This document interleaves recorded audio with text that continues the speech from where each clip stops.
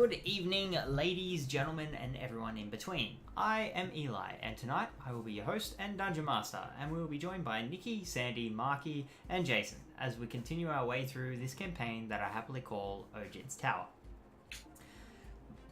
Last session, Gramps, Vonnier, Ash, and Thaven took a moment to recover from the most harrowing day.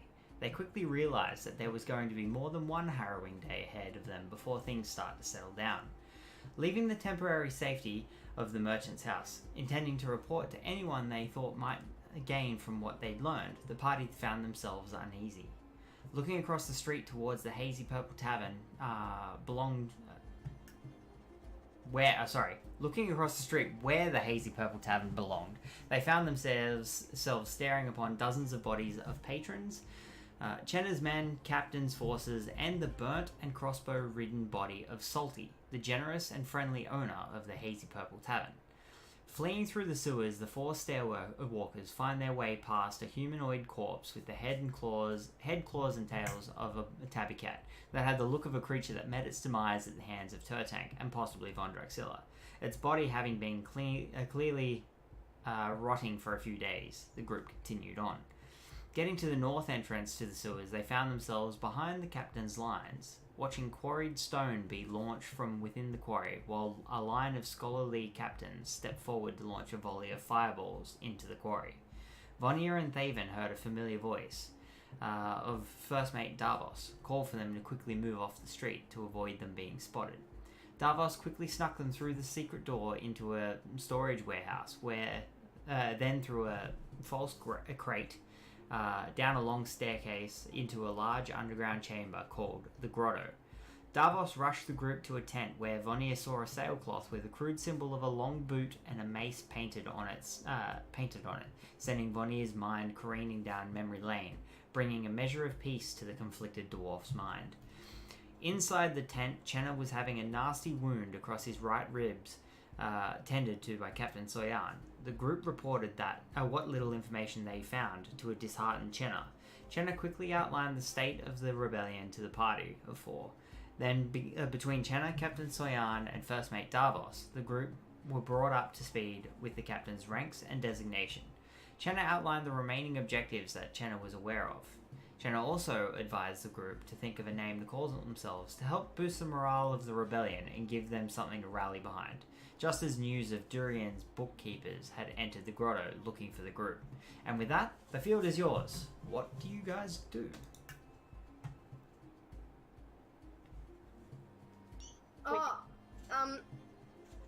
Okay, like, are they right there? So about to come through? You've been told that you've been told that they've entered the grotto. They are looking for you guys.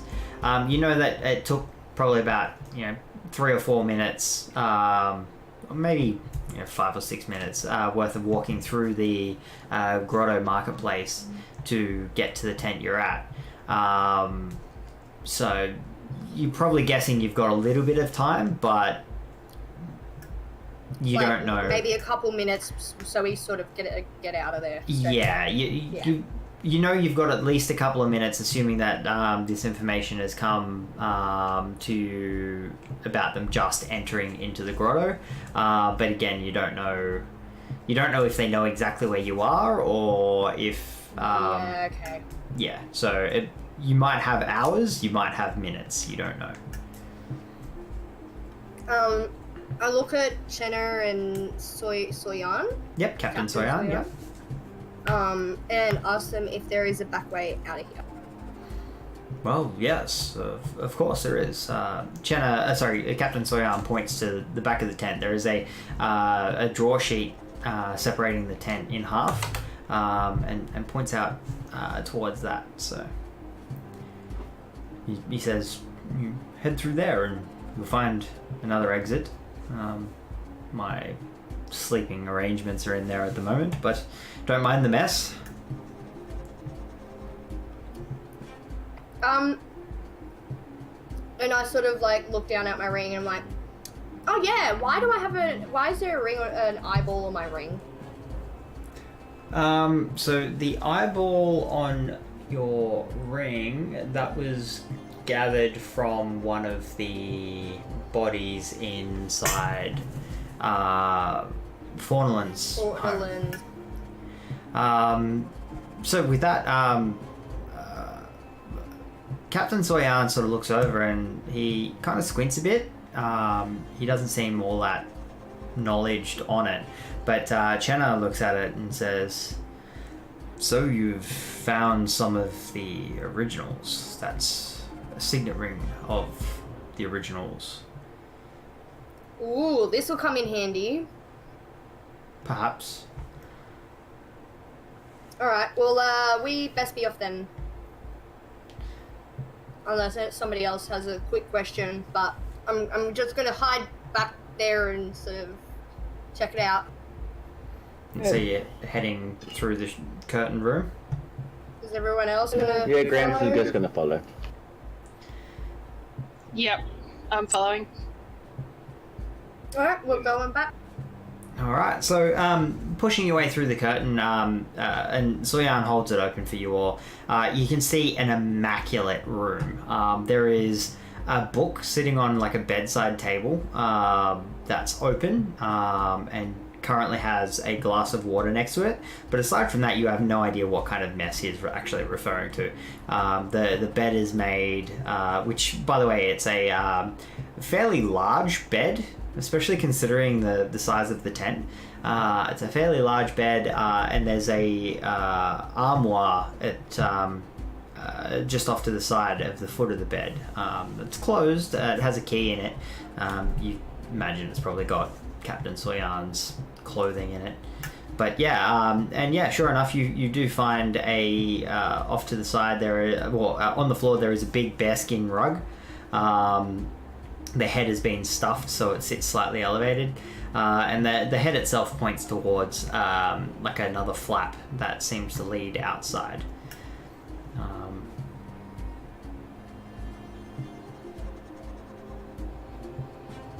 What does the book say?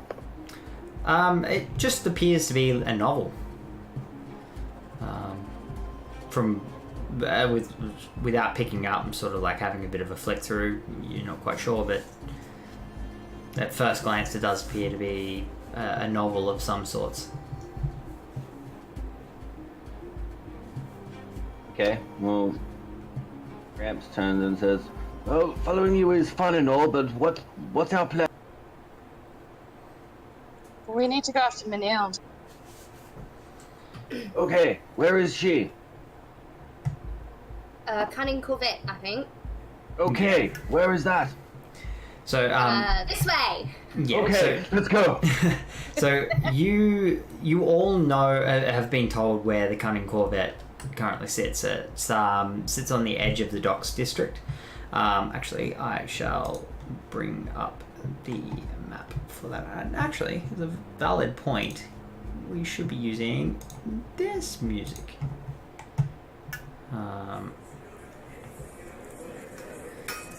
So, where are we? Red water. There we go. So, if you zoom out on that map, you'll see that the Cunning Corvette is outlined in red, just on the edge of the docks district, back down towards where you guys had entered the sewers, and also where you guys were holed up for a while. Oh, So while we're walking, So, kind of like, as a point for you, Mark, currently you're underground. You're in a large chamber. It's about 500 foot in diameter.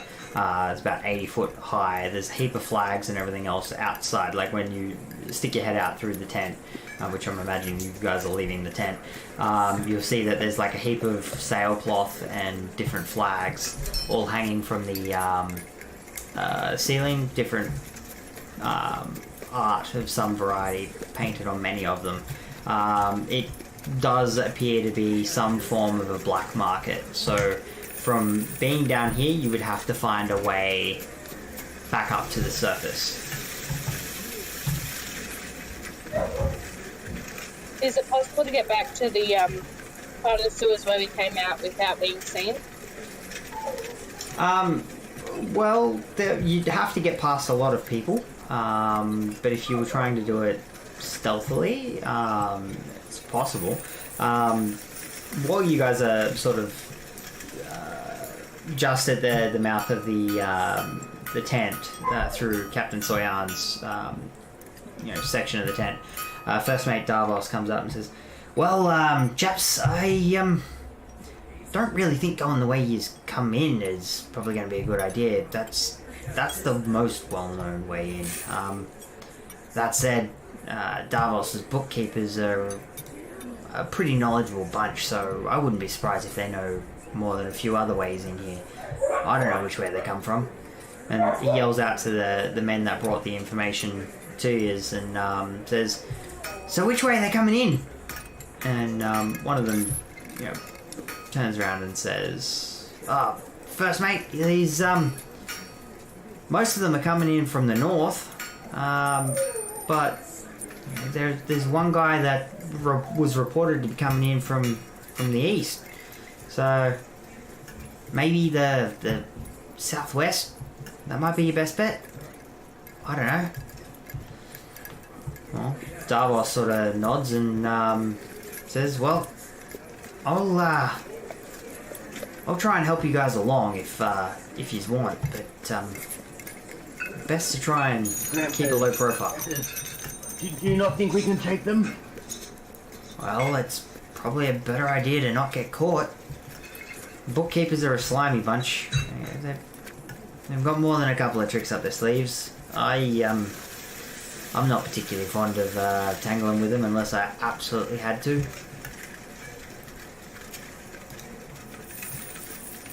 Let's try the southeast, I guess. Southwest? Yeah, that. Alright, well, come along. And so First Mate Davos sort of takes point and looks around, taking stock of who's out on the street and trying to get from your perspective, trying to get a gauge on when an appropriate time would be to move.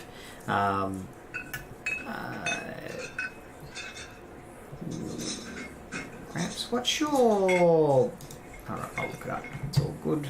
14. Okay, Thaven's is 16.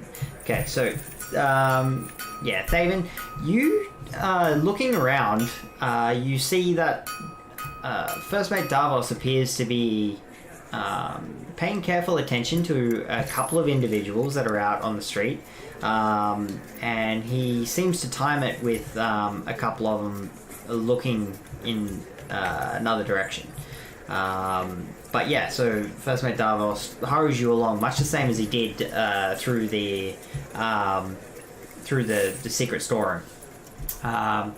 He waves you along and kind of motions for you all to sort of, be as quick and quiet as you possibly can. So I'll get you all to roll a stealth check for me. Is there an alternative?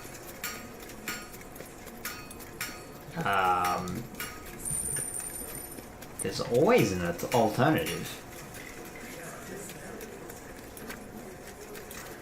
Okay.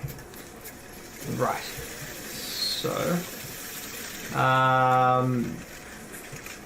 Okay, so Davos is sort of like wincing as you guys are moving across. It seems like you're all making a general... Your attempts to sort of not be spotted are probably drawing a little bit of attention. But yeah, you move across and he... Veneer rolling?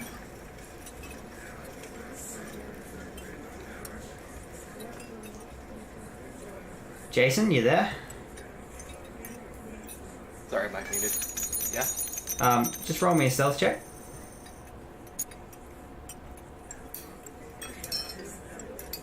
It's... Well? Okay. Yeah. So, yeah, he leads you across and sort of takes you behind a few tents, and then pauses a few times here and there, and at other points sort of pokes his head into a couple of tents before wading you all across, and you get a fair distance without sort of being challenged in any way, shape, or form. But as you're going along, Ash, you would notice that you aren't particularly comfortable with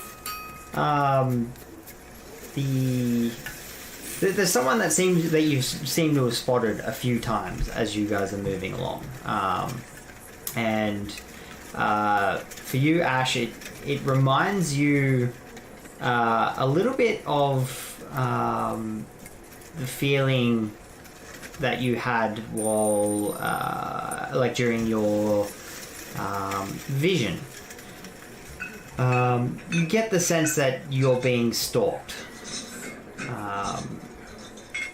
You haven't been stopped yet, but you are being stalked. There's a particular individual that is stalking you is mostly dressed in darker clothes and does appear to be wearing leathers.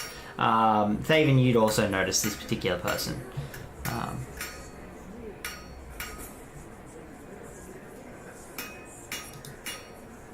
How close are they?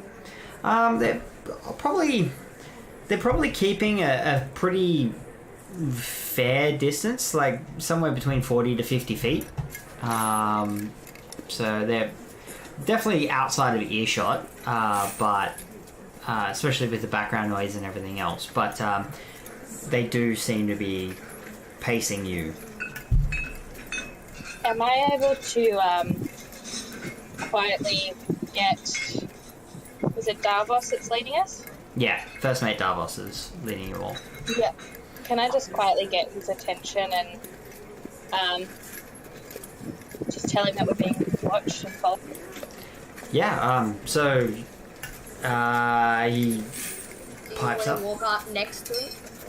Yeah, Yeah. how do you want to do So it? you don't get him to turn around. No, I just walk alongside him and kind of under my breath tell him what's going on. Don't look now.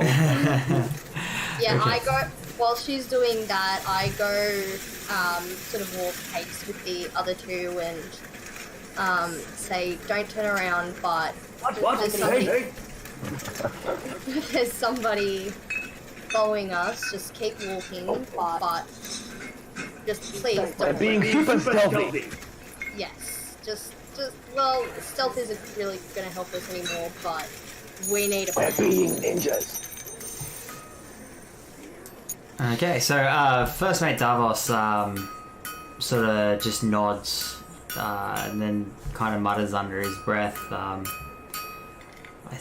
kind of thought this might be going a little bit easy. He asks what this individual looks like. Describe the black clothing and the leathers. Alright, just as a point of a reference.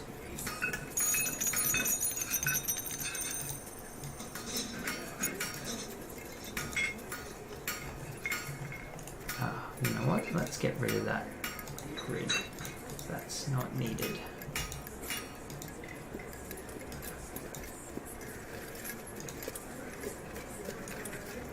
Let me...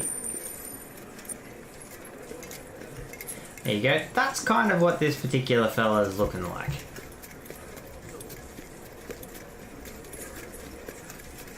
Where? Oh, it might help if I actually make him visible. I saw him. He was an alley-looking fellow. Yeah, he's pretty well covered up and he's definitely dressed for an occasion. But yeah. So, yeah, you guys move along and keep following Davos. Before we do anything, I sort of go, catch up with Thaven and Davos, and I say, if I've got a spell that will... Sorry, could I use my silent image to create another copy of ourselves? Of the whole group, since that would fit in within the 15 square feet. Let me just have a quick look, see.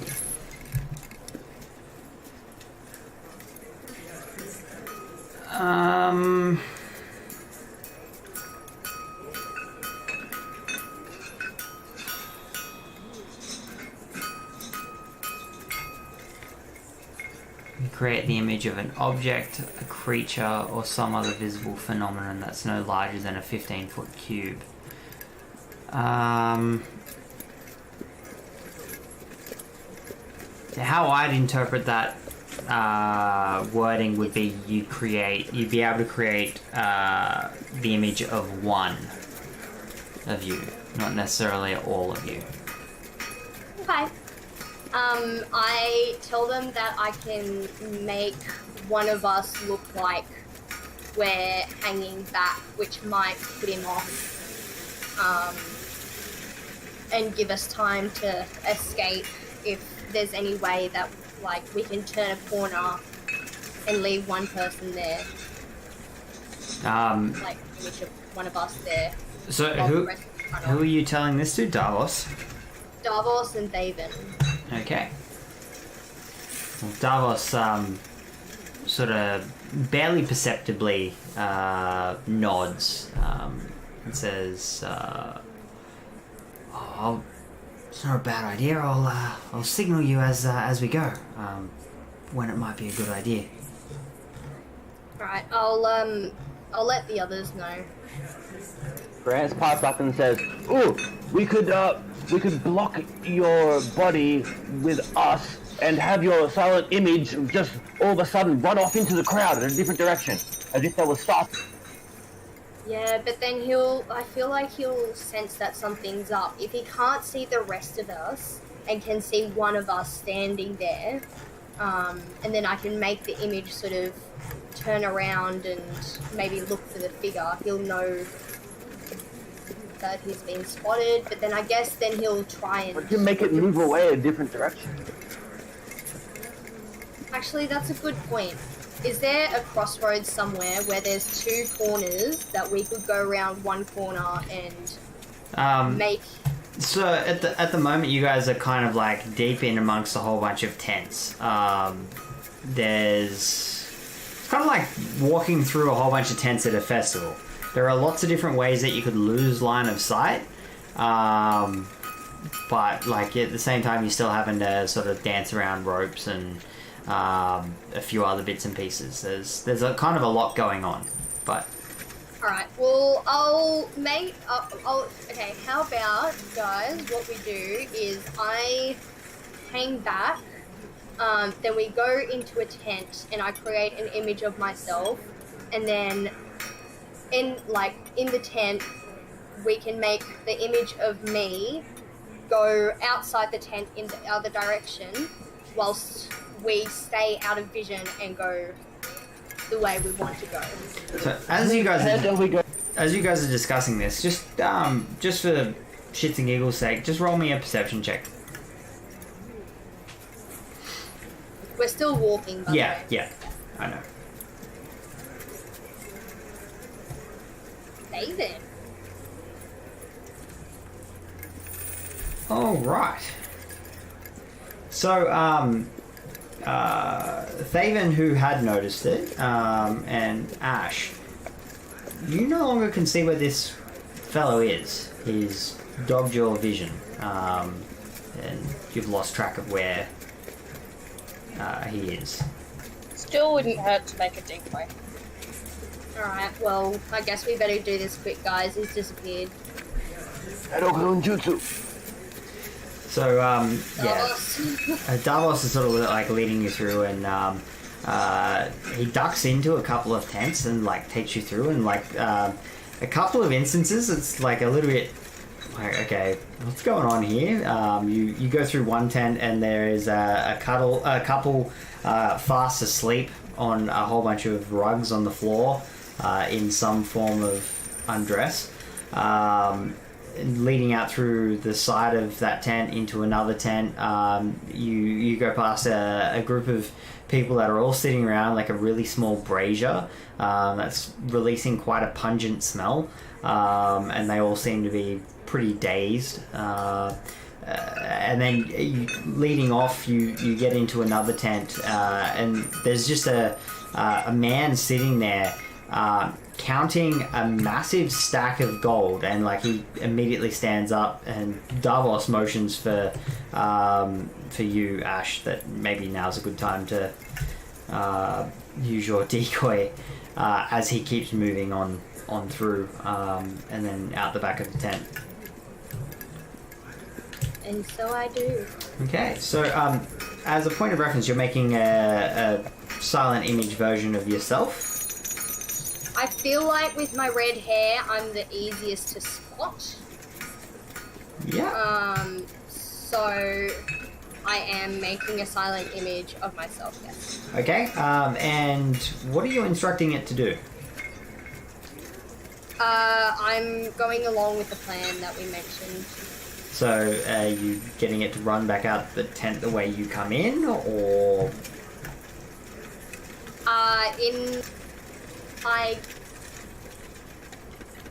Is there any cracks in between the tents? Yeah, like these tents are all pretty densely packed together. As I said, it's kind of like a pretty crazy festival sort of thing going on. There's not a lot of space in between them. So there's a bunch of like narrow alleyways that are kind of formed through these tents. You've kind of been moving through bulk tents at the moment. You haven't actually hit like the main thoroughfares. Davos seems to be sort of like trying to sneak you in and around everything to kind of break as much line of sight as possible while you're going through. So basically I make it, my silent image sort of pop out next to the tent that we were just in and sort of look around the corners and then like sort of nod to people that aren't there and go in that direction, which is opposite to the direction that we are going. Yeah, okay. No worries. So yeah, you guys are all moving on through everything, and Davos is sort of like hurrying you all along. And everything seems to be going pretty smooth, at least for the most part. It's been a little bit since you guys have spotted that guy, and no one seems to have raised any alarms or anything as yet. And yeah, you moving along towards what you can see as being like the southwest side of the chamber. And you can see that there is like a little bit of an alcove in there, and it looks like there is a door over there as well. But as it stands at the moment, there is a wide thoroughfare. It's probably about 20 feet wide, 20 to 30 feet wide. And there is a reasonable amount of foot traffic going through. There's like a bunch of injured people that are all being tended to, and you know, people just standing around looking and everything else. You can see this thoroughfare. You're not quite on top of it. You're probably, I'd say, maybe about 2 tents away from it. And Davos points out sort of the doorway and he says, well, mates, that's that staircase up there. That'll get you out, hopefully, away from them. But if the bookkeepers have spottages, I don't know if they've got something set up or not. Having to get across this thoroughfare is going to be a little bit of a challenge. Gramps looks around. Are there any places that's selling like cloaks or anything?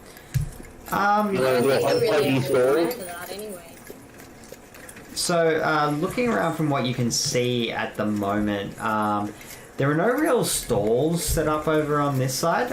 There are a couple of tents that look like they probably were stores of some variety, but it looks like everything's been cleaned out, and mostly people are being tended to.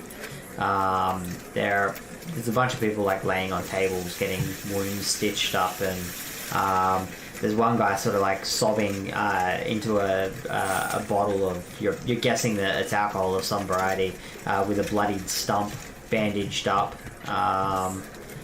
But yeah, at the moment it seems like most of the stuff around you at the moment is all triage. It's not so much set up as a marketplace in this immediate vicinity. I haven't had a chance to, we haven't had a chance to distribute the stuff from Fornalin's place yet, because the other two,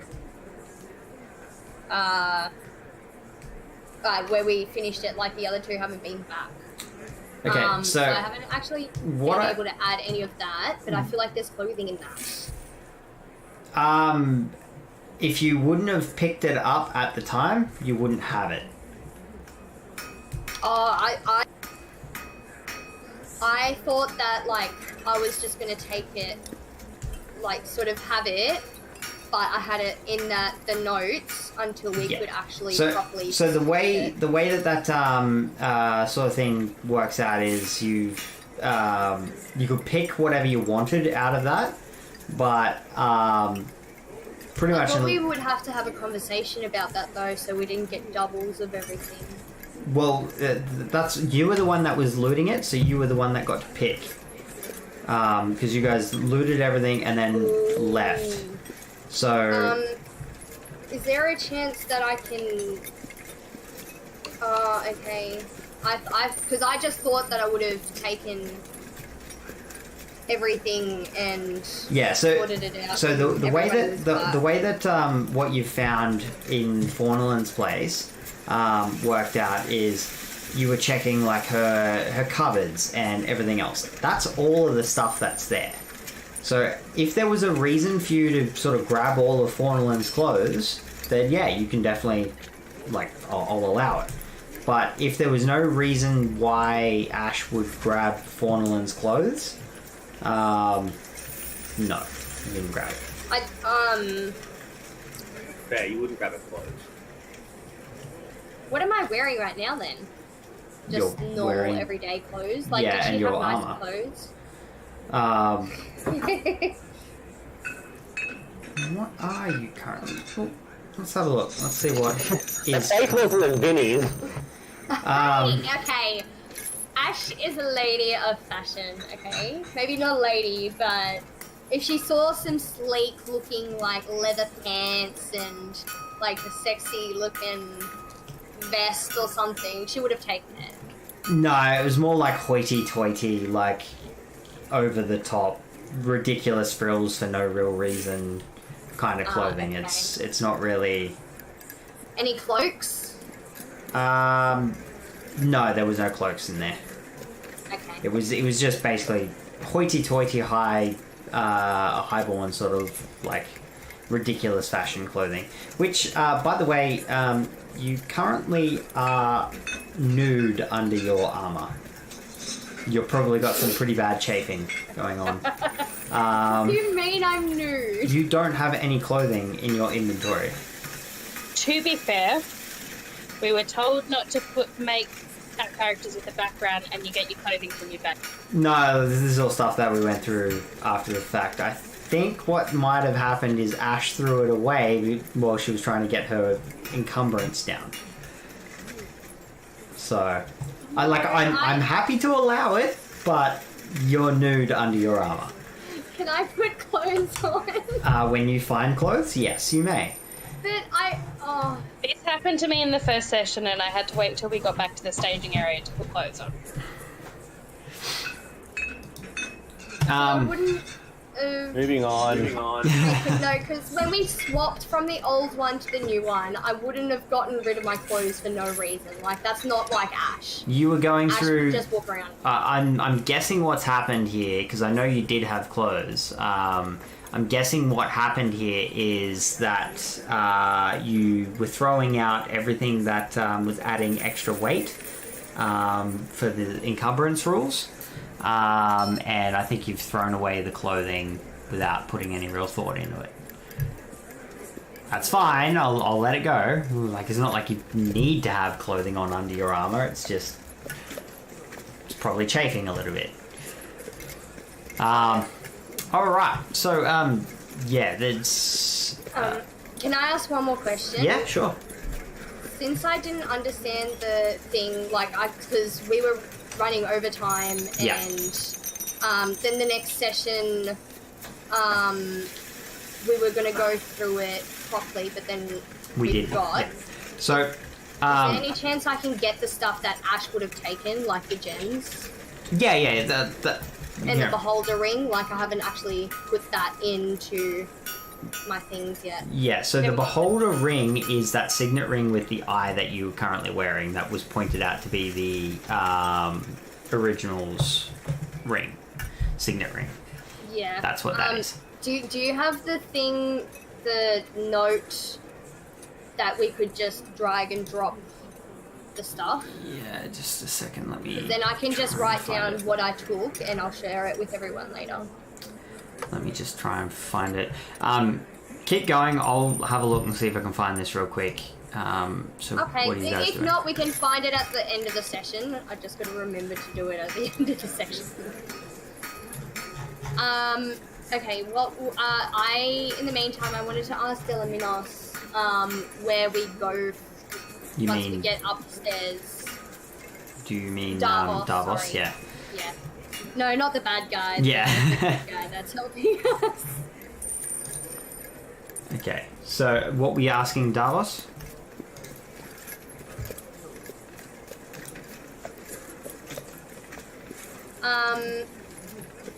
I was asking him where we should go to get to the Cunning Corvette once we're at the top of the stairs.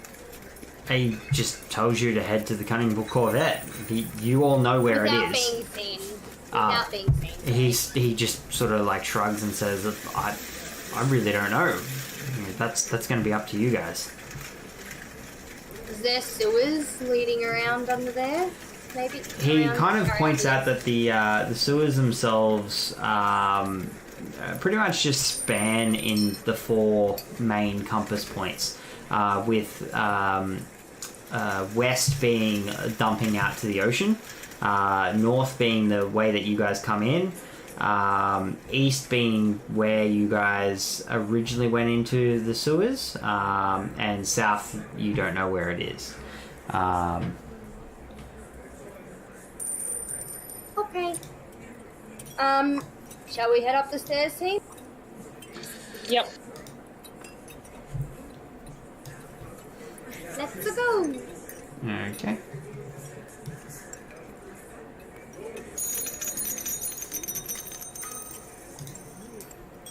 Yeah, there's the equipment. Perfect, thank you. Okay, so yeah, so what? Are you just gonna try and run across the thoroughfare? How are you approaching this? How are you trying to get across this?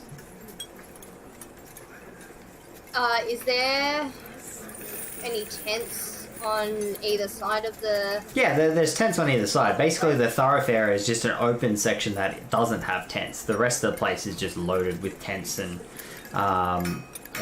carts, like small wheelbarrow sort of size carts and that sort of thing. It looks like a black market that's currently not operating properly. What do you guys think?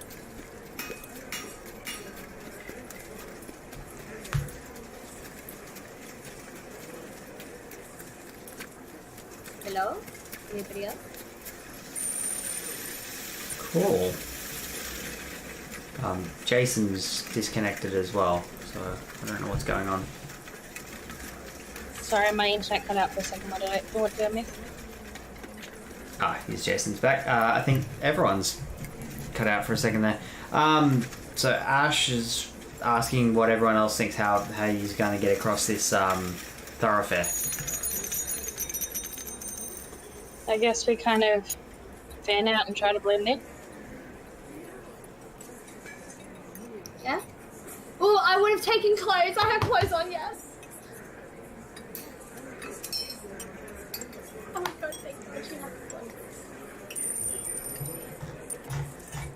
Okay, sorry. We can either go through the back of the tents, like behind them, or through the main way. But either way, we might draw some attention. So, the way it kind of is at the moment, if you look on the Redwater map, imagine that all those sort of like streets that are outlined are the main thoroughfares. You're currently in amongst a whole bunch of tents on one side, and you're trying to get across to the other side to get past the tents to get to the doorway that has been pointed out to you guys that leads up and out of the grotto. So you're trying to work out how to get from one side across the thoroughfare to the other. Grant pops up and says, "No, go on." Is there a wall to the edge of the grotto that we can You're basically in the middle. No matter what way you go about it, you've got to cross some form of thoroughfare. In that case, I would suggest we kind of fan out and try to blend in. Well, on that note, Grant says, "Well, there's a whole bunch of infirmary equipment here. What about if we pair off and make it look like one of us is injured and the other one is helping the other one across the street?" Davos kind of nods and goes, "Well, that's not a bad plan." Alright, let's do that. Okay. Now, I'll go with David, and because I'm old, I'll just hunch over. I'll get him to hunch over a lot and like look like he's favoring a leg and is like coughing. And I'm kind of hoping you. Yeah. Leaning. I look at Vonnier and I grin at him. And I say, "Hop along, come on. Take my arm, short guy." Wait, is Vonnier shorter than me? Or like the same size as me? Well, let's find out, shall we? Ash, you are currently where are we? Notes. You are 5'4", so you're probably going to be taller than Bonnier. Is there any like bandages or something laying around? Yeah. Look, I'd say there is like a wide variety of stuff. There's probably not that many clean bandages. There's mostly like manky ones. Better. So, like, the manky ones appear to be discarded from a bunch of people that have already been tended to, and no one seems to be paying any attention to them. So to hide Ash's flaming red hair, Gramps picks up one of those manky-looking ones and wraps it around her head. Bandages. And like wraps your head up a little bit to try and make it look like you got a big head wound. Hide your hair. Is there like... I wouldn't have anything red around, would I? No, and as a point of reference, those clothes that you picked up from Fornaland's place, they are quite flamboyant. They're definitely not going to be subtle. They're like underneath my... Yeah, your armor doesn't cover everything. Can I rip off the sleeves of it? And just sort of like rip off the flouncy bit so it becomes tattered clothes rather than fine clothes. You know what? Yeah, sure. I'll allow that. Just adjust it in your inventory to say tattered fine clothes. Okay. Cool. Disguise is complete.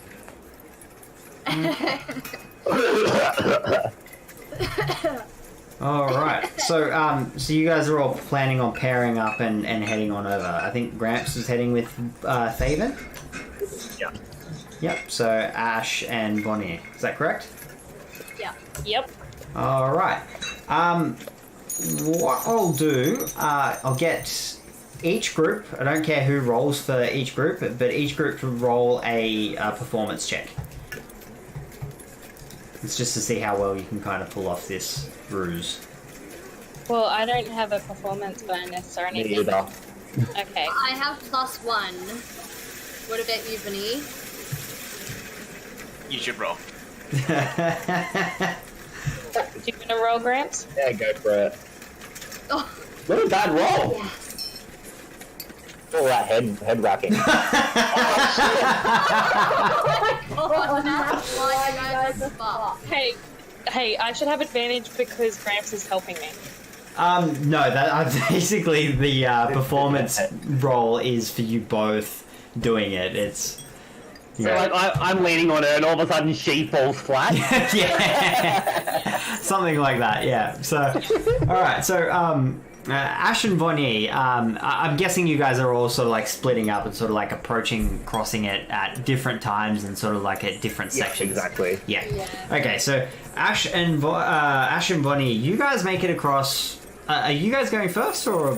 No, I thought that we would have been going last since Gramps and Thaven did the stuff first. Okay, no worries. Well, if that's the case, we'll deal with Thaven and Gramps. So, as you guys are like trying to walk along, Thaven's trying to take the weight of Gramps, and Gramps is remarkably stocky, and it doesn't help that Gramps is also wearing some pretty heavy armor, and is also carrying a rather large shield as well. So, Thaven's trying to sort of like help Gramps along, but doesn't seem to be able to handle the weight particularly well, and kind of like stumbles and falls over. Gramps, roll me a acrobatics save check. One of them, doesn't matter. Is this Splint 60, whatever it is? Splint is armor. It's, it's. I thought that would have been a wooden leg thing. No, it's splint mail. What is that? It's heavy armor, or ish. I think it's like medium armor actually.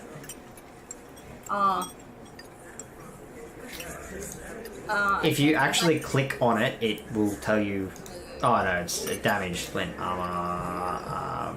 And splint is you click on it, heavy armor. So it weighs 60 pounds. Never mind. Goodbye. Gramps, you kind of like stumble a little bit, but like kind of catch yourself. And the way you kind of catch yourself, clearly, anyone that's looking knows that there's some kind of ruse going on.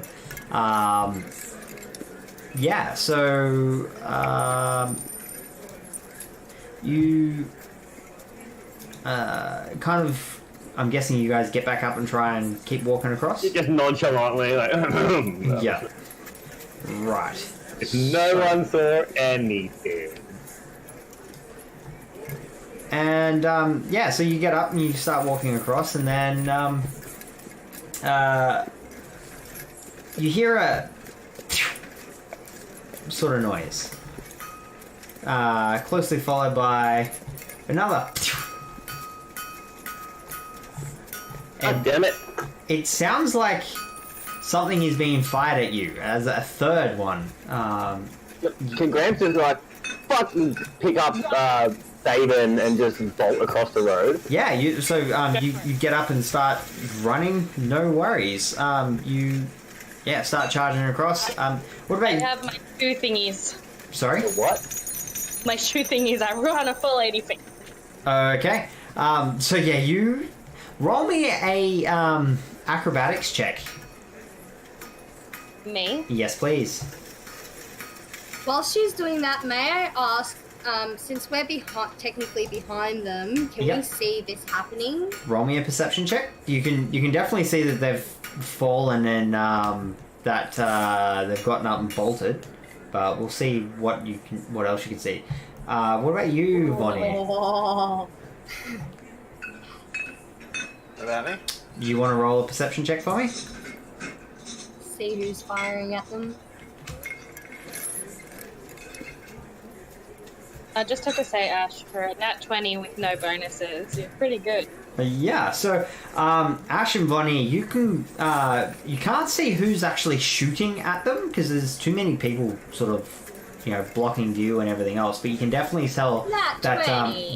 you can definitely tell that they are being shot at, and that all of the crossbow bolts have been shot from further off to their left, probably about 30 feet.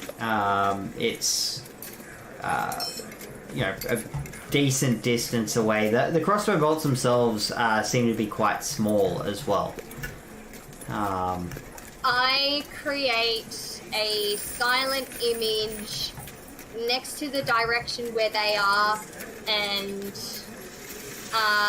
make the silent image, wave a sword in the air, point it sort of in their direction.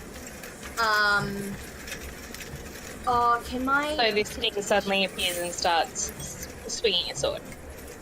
Yeah, but they like okay, it's sort of like in a crowded area, and then this thing just sort of like gets up and like pops up in the crowd and like starts swinging a sword, like threatening the people, and then like runs. So, what exactly are you trying to do? Are you trying to distract them via like drawing attention to the individual, or are you trying to distract them by causing panic in amongst everybody else? Combination of the two. Yeah. Right. Okay. So as I'll tell you what, let's just do this. Ready? Yeah. Okay.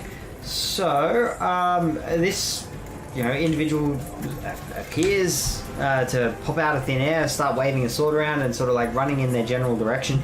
You can hear like a whole bunch of noise as a whole bunch of people all start sort of like shouting and backing away, and you got injured people sort of tripping over things, and like there's shouts and screams and everything else. And there is absolute pandemonium at the moment. So, with that, you're not sure if you've managed to distract them or not, but yeah, there is complete chaos. It seems like now's as good a time as any to try and get across and escape. Run for the win! Run for it! Run! Well, I mean, Ash and Bonnier should be able to get across no problem based on our last rolls. Well, or does that change? That's what I'm asking. Like, what are you guys up to? So your performance check was to see how well the ruse is going on. At the moment, there's absolute chaos going on. So it's up to you if you want to go across as if you're an injured sort of pair, or if you want to, just leg it. It's up to you. I sort of like hold my head as if I'm injured and run. Okay. Vanilla, what are you doing? I do what Ash is doing. All right. So you guys charge across the thoroughfare. Thaven, with your acrobatics, actually not a bad roll. You're running flat out, but you're trying to dodge around all of these guy ropes and everything else. There are a couple of points where it feels like you almost would have tripped up, but you managed to kind of like get your feet back under you and keep legging it. You keep your feet and you run your full 80 feet. With all of this going on, like there's complete pandemonium, you race across and find your way up to the staircase, or through this doorway, and ripping open the door, you can clearly see that the door itself is... oops, stop the wrong one. The door itself is... a false door. The backside of it is stone, much the same as the way that you come in from the other stairs. Repeats the pattern on the brick. Okay. So the stonework on the brick itself doesn't have any carvings or runes or anything on it, and I think you've slightly misunderstood me. You open the door up and you look out and you can see the door, like the false door to your left.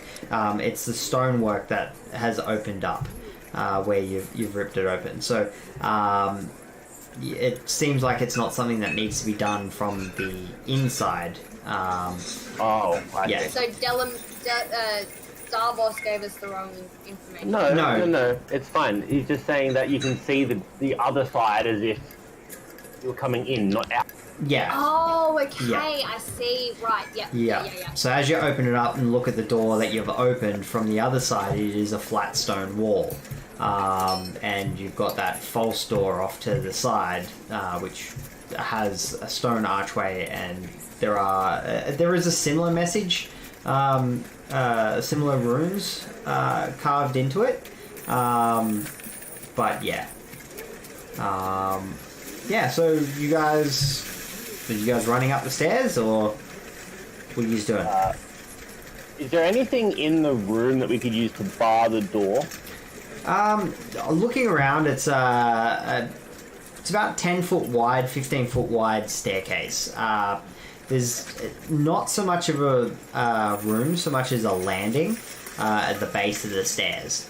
But when Ash gets back, she could put a false wall there using a silent image, couldn't she? Like once Ash is here. Potentially. When they get to us, I'll suggest that. Okay, so, well, in the chaos, I'm going to say, like, you guys having stumbled and everything else, getting up and then moving off, yous are both getting there at basically the same time. So, yeah, you could suggest silent image again, or whatever you want to do. Ash, cover the wall with the doorway with a silent image of some kind of solid. But they know it's here. I've only got one more spell left. Do you really want to use it on something? Alright, let's go then. Let's go. Go. Run up the stairs. Alright, so, racing up the stairs, it's a long staircase, but, I would say, Thaven, roll me an intelligence check.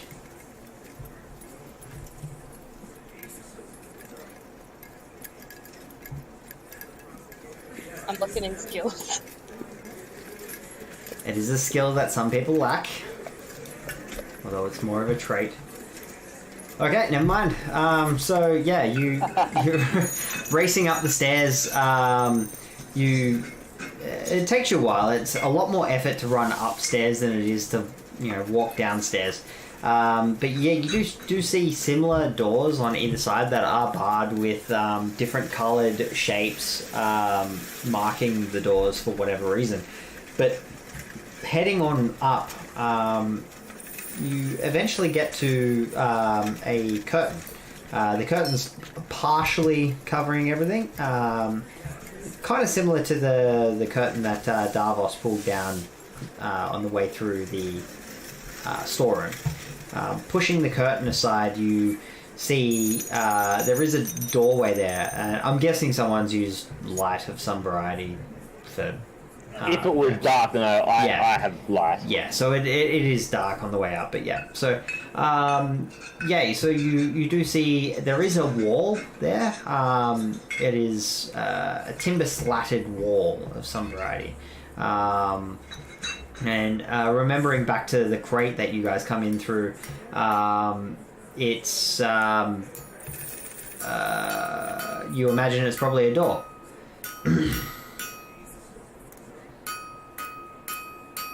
Sorry, you imagine it's probably a what? Probably a door. Oh. Does there appear to be any like a latch mechanism on it, or like just feeling around on the door? No, just feeling around on it. It seems like flat slatted wall, but it does creak ever so slightly when you touch it lightly. So you're guessing there's probably hinges there, so you'll push it open. On the way, I know you told me, but I just can't quite remember. On the way down with Davos on that door, did he have to disarm it? Like, he pressed on a secret spot above. Yeah, he pressed on a knot in the crate wood, and that seemed to have been a latch to open it from the outside. But you're heading in a different direction, so you're not quite sure what's going on here. You don't know what to expect. Alright. Gramps leans against it and Okay, so as you lean against it, it does move slightly, and then reveals that there is like a little bit of a catch that's kind of prevents it from being able to swing all the way open. You reach up and sort of undo that catch that gets revealed, and then push the side open, and you step out onto the street. You're actually not too far away from the... You're not too far away from Faunalyn's home, actually. Let me just put your token there so you can see where that would be. That's probably a little bit big. Let's... you know what? Let's not use a token. Let's use pointer.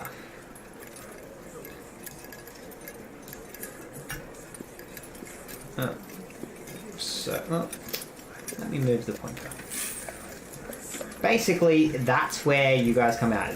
The wall itself that you open up comes out pretty much right on that corner. It's the side of a building. It looks like a pretty nondescript section of wall, but the way that it's been positioned has made for a near seamless close of the wall when it's closed. It would take a pretty good sort of eye to be able to spot it just walking past. Does there appear to be any action out and about on the street? So, looking around, your immediate vicinity, no, you can't see anything. You do see that the slums, out of everything that is here, the slum sort of area seems to be going about business completely as usual. There doesn't seem to be much attention being paid to it, nor does there appear to be much interference whatsoever. It seems like pretty much business as usual in the slum sort of area. Can we see any entrances to the sewers? Immediately around you, no. But logically there would be one here-ish. Sorry? Logically there would be one close by though, right? Knowing that it's so close to the slums, maybe not. You're not sure if they've set up a sewer network around the slums itself. Gramps says, well, you can always take the back streets, get over towards the Cunning Corvette, stay off the main road as much as... Do you remember what happened last time? Sorry guys, what's happening? I just got distracted for a minute. I'll explain it.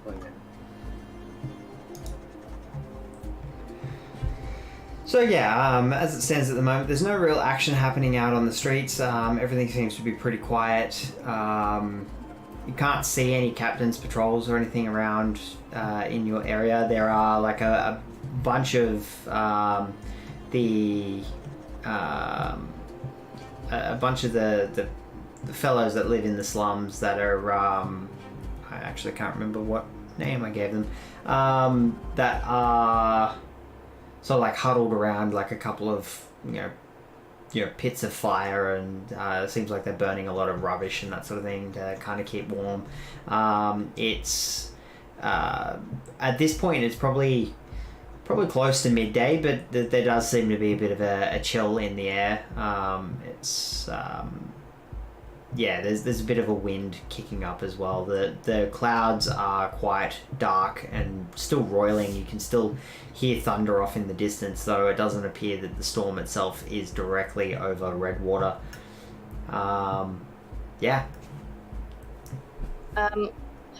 Remembering what happened last time we tried to go through back streets and stuff, I look around to see if I can see any patrols or signs of patrols having passed through here.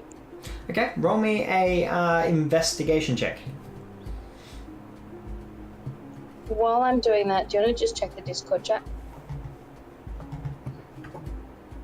I just told Eli to check it. Yeah. Um, You don't have to say it over the stream.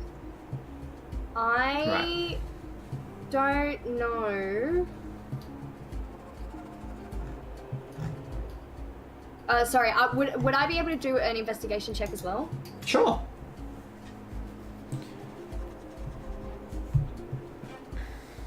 Yeah, so Thaven's definitely looking around, and you can see some faint trails that and faint signs that might imply that there has been patrols come through. Ash, you don't quite pick up as much as Thaven, but with that that roll, I should have let you actually do a survival check. It's up to you if you want to roll survival to see if you get a better roll. I'm +1. I wouldn't. I'm just kind of checking if there's something in my range of feats that would increase my chances of figuring out like how long ago it was. Not a problem. Well, Ray, just tell how many there were and all that. How long ago they were came through. Yeah, it says while tracking other creatures, I learn their exact number, their sizes, and how long ago they passed through the... But I only gain that when we've been travelling for an hour or more. Have we been travelling for an hour or more? I'd probably say for the purposes of the skill, you guys are just coming out on the street, so you're not really tracking as such. You're more looking around for signs to see if there have been patrols around here. It does appear that there has been people move around in a regular pattern, but from your role, I'd probably say it's probably not all that frequent. It seems like that it might have been old passage. Okay, it doesn't look like we get a lot of patrols around here, guys, from what I can see in the tracks. So maybe we have a bit of a chance to just explore the immediate area for an entrance to the sewers. I don't really feel like we can go overland to get close, but if we can get closer with the sewers, I'd feel more comfortable. Oh, but I mean, where we came into the sewers in the first place, that was like where 3 main intersections met up, and I'm pretty amazed that we didn't get caught in that instance. We might be... I mean, they've already searched the area we were in before, so they don't think that we're going to be in there. So I feel like we might actually be safe going through the same way we just came from, I guess, because the sewer entrance... Oh, it might be here. I mean, it wouldn't be really going into the, like... the where Rat's mansion is. It wouldn't be really coming from there because that's a poor district. What district are we in now? You're currently in the sort of like affluent housing district. So it's rather wealthy and well-to-do. So you kind of imagine that there's the possibility that there is a sewer entrance, but at the same time, it may be more of a grate or sort of system, like almost like street drains. So not necessarily something you can easily access on account that they may not want to have to deal with like an actual main entrance into the sewers. But you might find something. You'd have to look around. I guess also, as far as we know, they're still looking for us in the grotto, so if we move quick, we might be able to get there before. Well, that's exactly my point. I think if we just stick to the shadows as much as possible, move quickly, I don't think they'll be expecting us coming back this... And while we're at it, keep an eye out for a good-sized sewer entrance, maybe. Okay. Well, Should we maybe take the roofs there? Because there's a lot of ways to get across via roofs.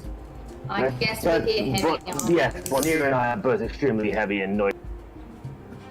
Alright.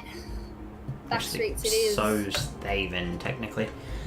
Alright, so, well, with that Oh, in... Thaven, I've got... Should we get you some leather armor, Thaven? Because I did grab some thinking that you should have some leather armor rather than this clunky shit that you're wearing. I just glare at Ash and start moving. I dropped the tattered leather armor. Okay. I do actually pick it up. Okay. Ash is doing what I'm doing. Alright, so, Carry it into the chat so I can drag. sorry? Can Sandy drag it into the chat and then I drag it in from there? Yeah. One sec.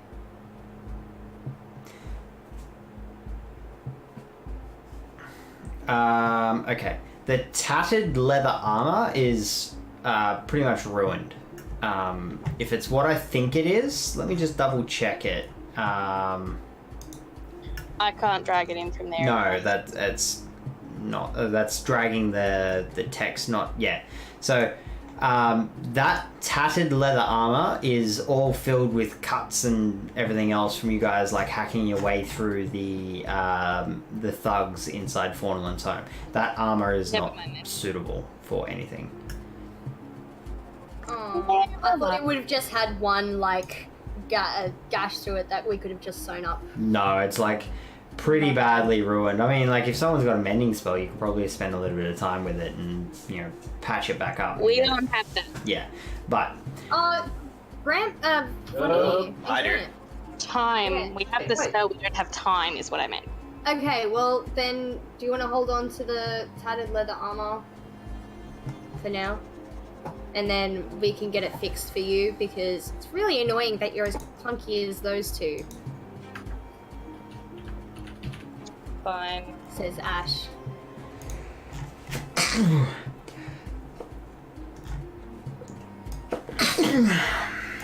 there you go. All right. So, how did you guys plan to head towards Cunning Corvette? Back streets, but I feel like, guys, we should sort of go up north first and then to the right, because they can be able to communicate to the other guys around here that that's Sounds like what's happening. All right. So we should be on guard. On that note, I ready an arrow. Okay, so are you guys trying to rush through, or are you trying to take it stealthy, I guess? Stealthy rush. Well, it's kind of one or the other. It's not really... Technically, it's not really doable to... As fast as we both. can while being stealthy. Right, okay, we'll roll your stealth checks. Right. Wait, what does guidance do? Hold on. That real quick. I'm screwed it, but I Roll have to one one up. rolled ability check. It's a good roll, Vonnie. Okay. Oh, well, I was going to give Vinny guidance, but I need. I'm more stealthy than the rogue.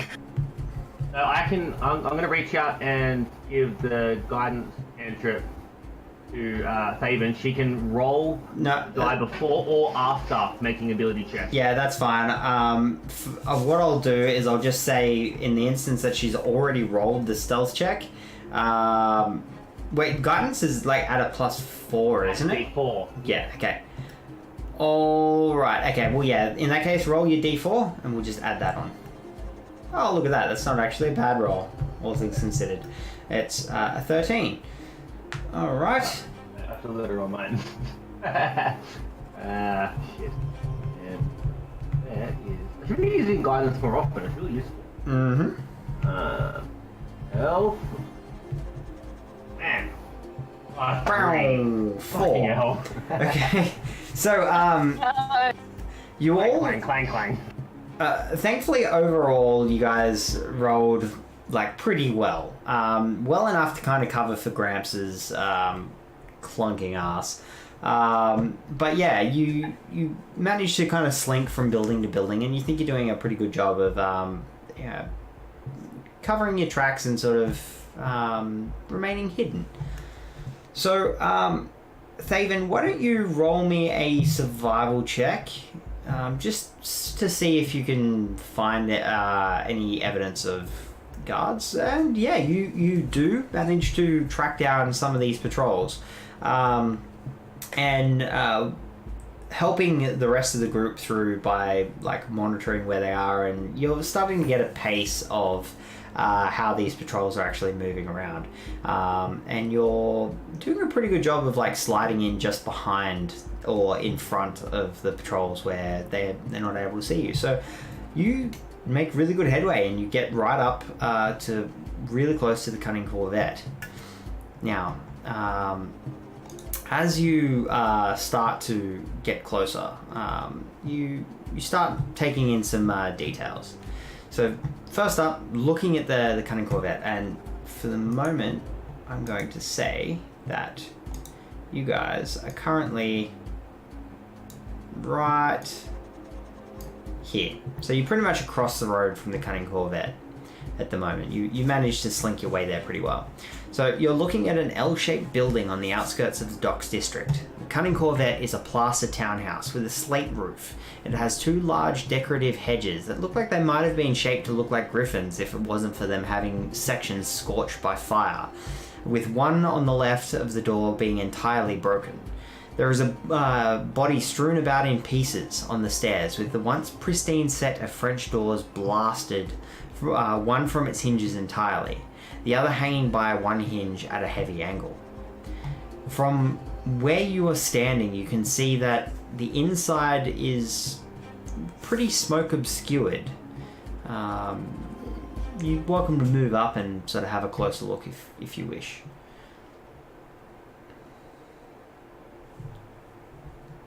There appears to be no sign of life or movement. From where you are on the outside, you can't see any life or any movement. What about light? You can't see well enough inside to get a gauge on it. There does seem to be a little bit of a glow inside the Cunning Corvette from where you are, but it's hard to get a real good read on it. It's kind of too far away and on a bit of an angle. Is it a 1 or 2 story house? It is a townhouse. So it is a 2-story place, but you can see from the way that the windows are in the front that it's 2-story by technicality. It's pretty much just got really high vaulted ceilings. It's not really... It's effectively just a really high set ceiling, single-story home. How close are the 2 buildings next to it? Abutting, it is a townhouse. So they have shared walls. How is the house directly opposite us looking? Like, is it 2-story? Is there lights, life? Yeah, so as best as you can see, that particular building, it's a single-story building.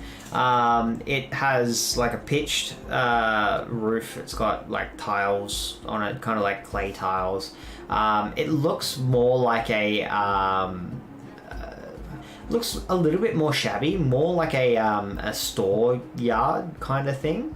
But it does have like a kind of basic entryway that it might be like an office, or it might be a basic home, or it's hard to get a real gauge on what the building itself is from where you currently are without sort of going up and having a bit of a sticky beak. Is there any lights? No, you can't see anything. The windows have got shutters over them. The shutters are closed. What about the building on the right? Building on the right, you can't see really well from where you are. It is a 2-story building. It kind of looks a little bit similar to the storeroom on the left of the Cunning Corvette. It does seem a little bit nicer though, so it may be more like a barracks or something, but again, you have no idea without sort of going over and having a good look. Was there lights coming from that one? No, there are no lights that you can see around. As I said, it's like roughly, at this point it's probably about like 1 o'clock, maybe 2 o'clock in the afternoon, and even though it's a dark day, there is enough light around, so, and the windows are fairly large, so The street looks reasonably clear. yeah, so Thaven's done a really good job of getting you guys over to there without being spotted and sort of dodging the patrols and everything else. At the moment, you can't see anyone out on the street at all. There's obviously been evidence of people moving about, and there are clearly bodies and whatnot, but for the most part, everything seems pretty clear. I would say that there is a lot of blood splatter around in front of the Cunning Corvette out on the road. There's like boot prints in the blood that's running off in both directions, and even some that run down this alleyway mouth that you're in. But for the most part, that's pretty much all that you can see. I turn to the others and I say, seeing as what happened at Fornalands, I really would like to find a back way or a side way into this place. I just feel that if we go in there sneaking, she's going to blow us to smithereens. But remember what Fournier told us about that guy coming for her. What if they've done the same thing? And then... What do you mean the same thing? I What do you mean? Oh, adding a doppelganger. Oh, yeah. Yeah, with the whole doppelganger and having people in there, and like I sort of want to be able to assess the situation before we go in guns blazing. So I have zero chance of doing that. while you guys are sort of like discussing this, you are taking a little bit more of a intake on what's happening with the Cunning Corvette. You can clearly see now that you're paying a little bit of attention and getting a good moment to take it in.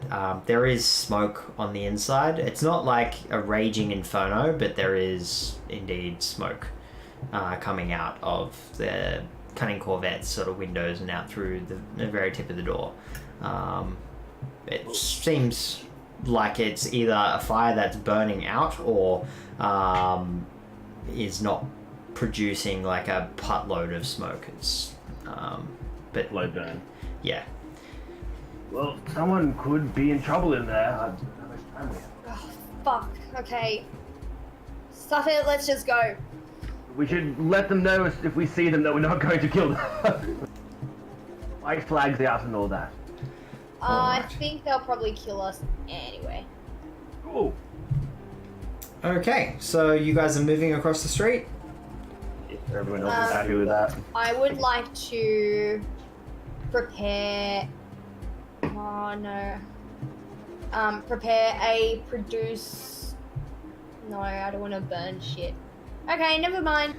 Alright, so you guys are rushing across the street over towards the Cunning Corvette.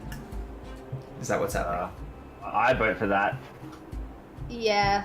But I have my mage hand out so that I can open the door with the mage hand. Oh, you don't need to open the door. You Yeah. can clearly see that the door is kind of blasted open. One side is hanging by one hinge on a heavy angle, and the other side is blasted clean off. There is no real door to open. Oh.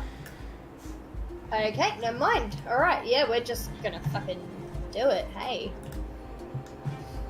Vonnier and Thaven, you're happy with that plan? We're gonna stealthily do it, right, guys? Right? Hello. Stealthily. Yeah, we're gonna stealthily go to the Cunning Corvette. We're pretty much already there. Yeah, but you never know what's gonna happen. 6 syllables of what's been said. Poor David. Oh, that's most unfortunate. Um, I'm doing it stealthily. okay. We already have stealth rolls. Yeah, I'm not going to make you roll again. That's fine. Oh, okay. So yeah, you guys sneak across, and you get up towards the entrance. No worries, David. You get over towards the entrance, and peeking in, you can see the smoke-obscured building. There are enough pieces of humanoid to make possibly 3 people, if they weren't spread out across the room.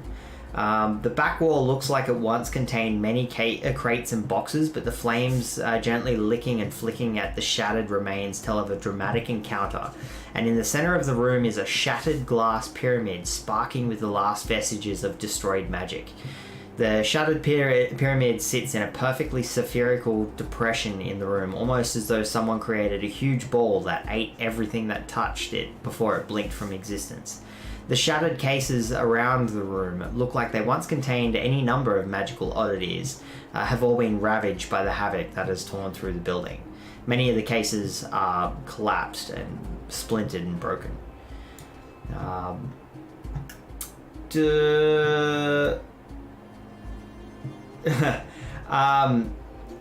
get a perception check from whoever wants to take point on kind of sussing out the room. My rolls haven't been great, but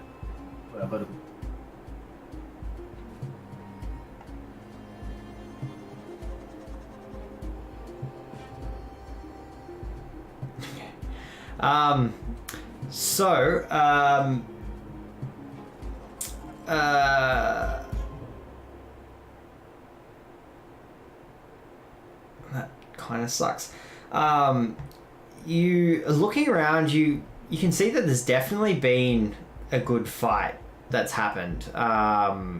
It's there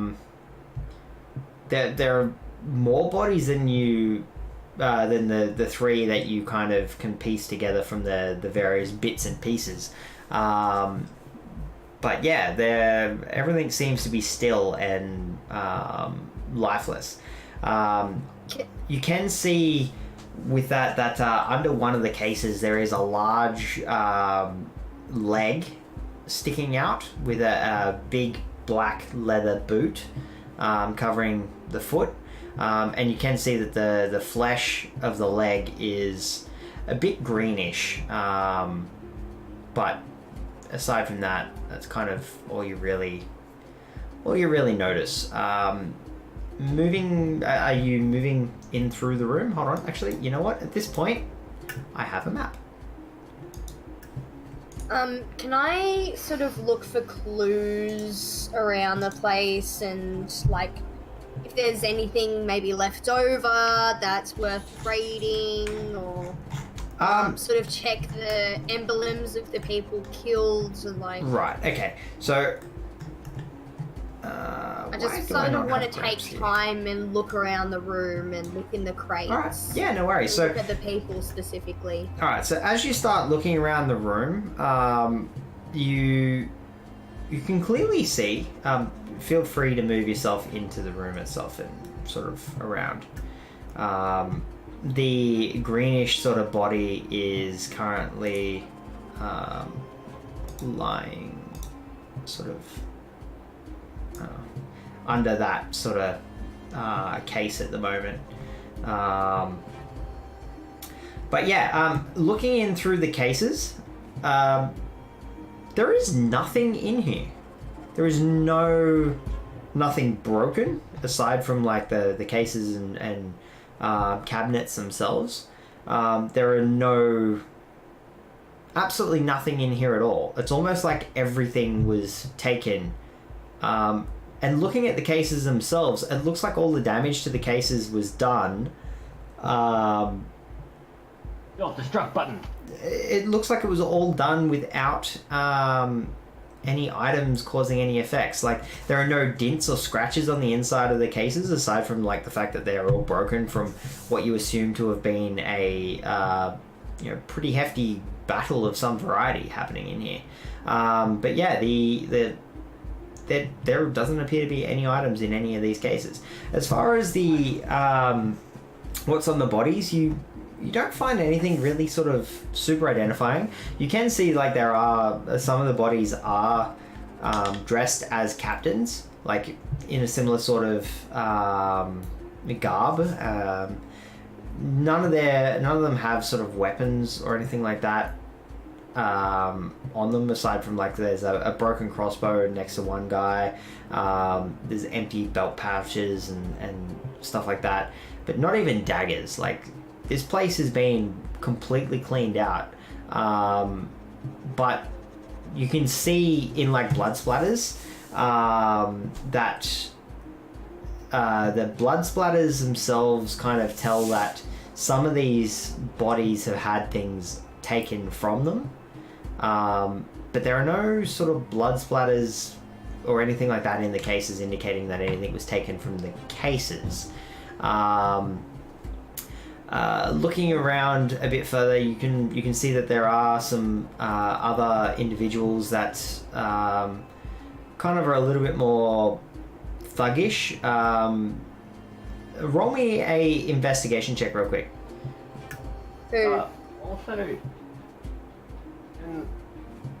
Gramps ascertain if this looks like it's been staged. Roll me a perception check.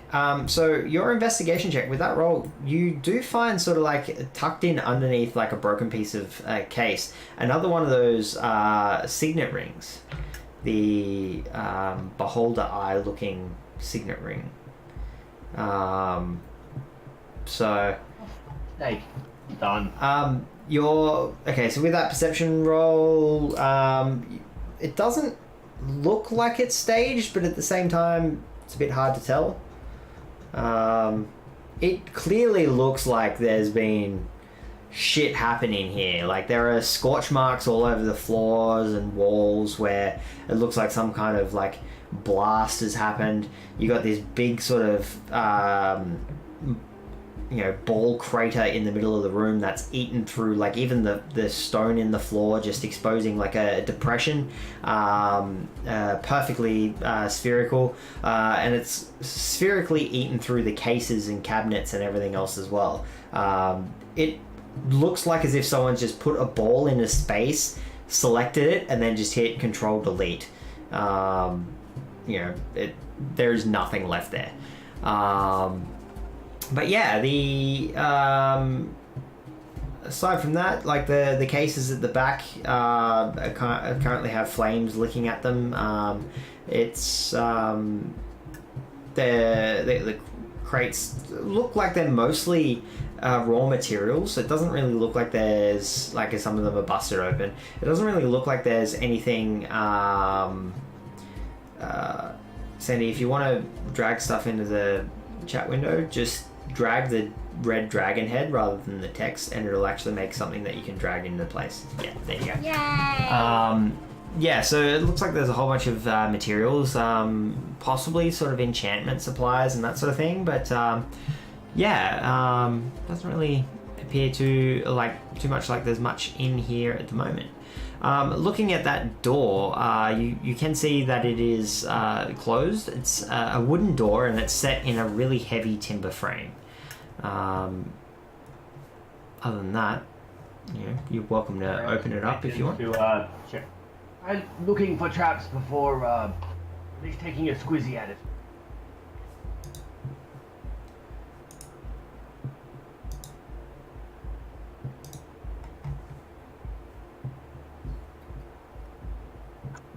Sorry, I can't. You're at the door. I'm at the door. Yeah, I wanna open the door. What did you say? You can't add it.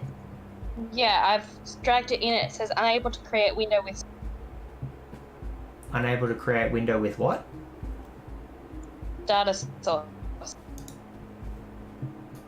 Maybe because I'm not like an original. What do you call it? Let me have a look. Let's see if I can't just do it.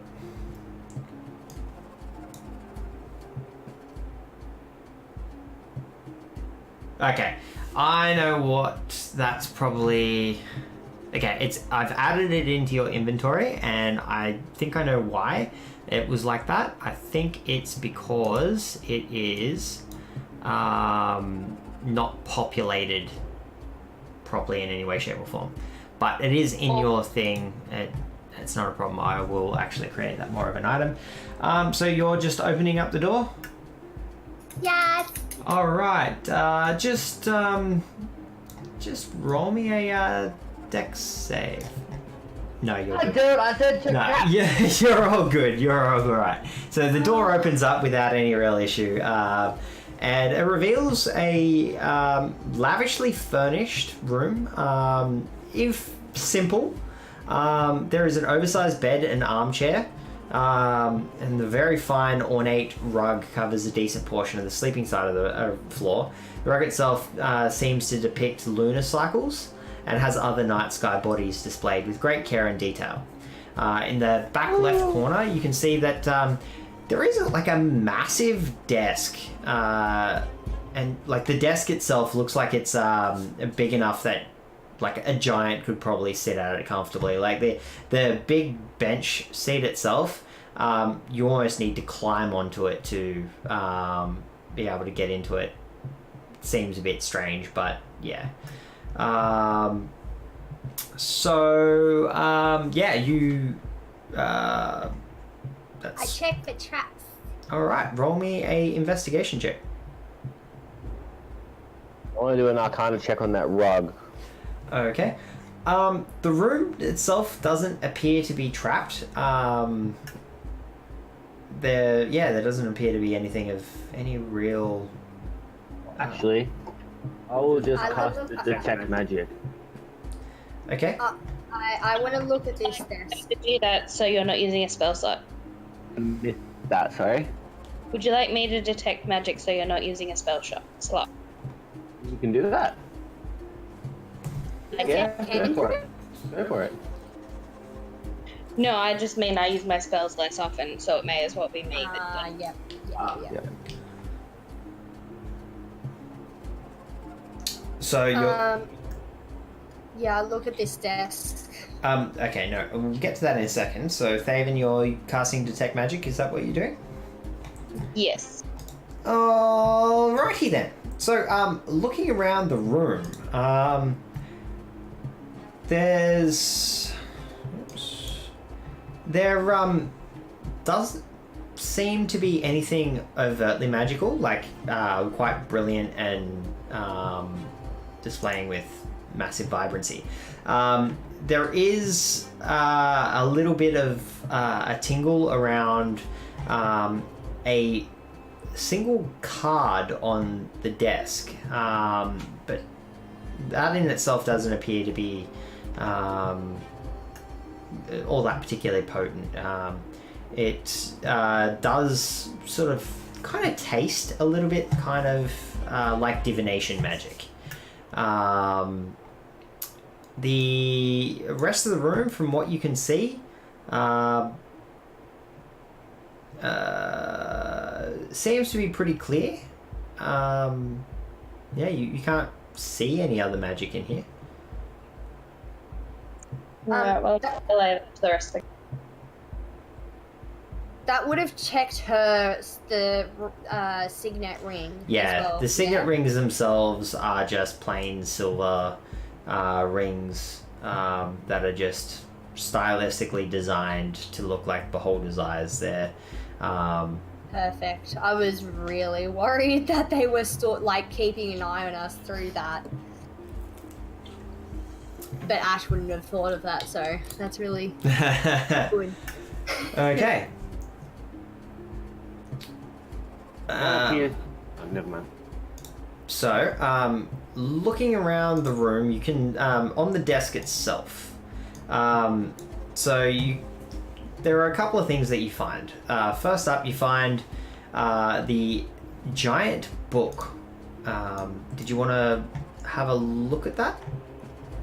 I want to have a look at everything on this desk. Okay.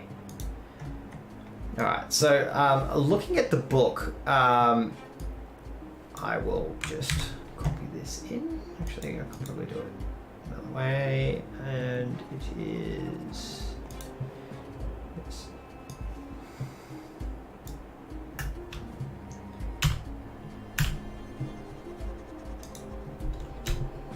That is what you can see. written in the book. Ooh, I can read it too. And I shout out to the others, guys, listen to this. And I post it in chat. Just read it out. From falcons find fawns. You really wanted me to read this out, didn't you? It's just as much for the stream as it is for everyone else. All right, here we go, guys. He's learning to speak. From falcons find fawns, feverishly fiend fickle phantasm, for fey ferocity, for friends fiend feral foes found falsely felt. Grand Gregulus, gallant gaggle goody guys, go giant grapple grinding greatly. Hell hath haven hanging haughtily honouring, hassle hath had hostilities halted helpfully. Indignation is indicative in ingested intention. If indigestion issues imminently, issued interrogator immediately. I think it's someone learning to speak with eloquence. I think there's some sort of code in this. So yeah, you find that, and you find a couple of vials of somewhat clear with a bit of a green tint to it on the desk, and you also find a tarot card. It is the Fool.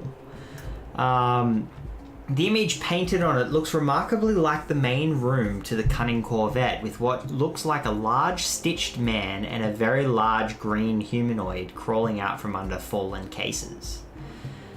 While looking at this, you all hear the sounds of broken glass and heavy timber cases being shifted, and a heavy guttural voice Motherfucker. saying... It's staged!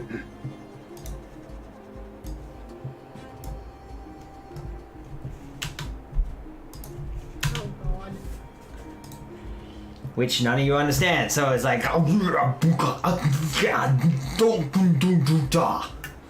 Where is it coming out from? From the first room that you first come through. I squill. You also hear more breaking glass and the sound of electrical discharge, then the heavy footfalls moving around in the other room. And I Is quickly the room take... that I'm currently in? yes, actually. I you are quickly currently take in. anything of interest. So- off I mean, the I was desk. watching the door to make sure that nothing Yeah, gets okay, in, no but- worries. I didn't even notice you over there, and that's fine. So you would, well, obviously with all the sound and commotion that's going on, you would see, well, I'll tell you what. Let's just add this in, and we'll go from there. You would see a very large humanoid, this greenish-looking dude, start like muttering away as a smaller fellow off to the side gets up and tears the cases out from underneath him. Actually, technically, it's sort of over here.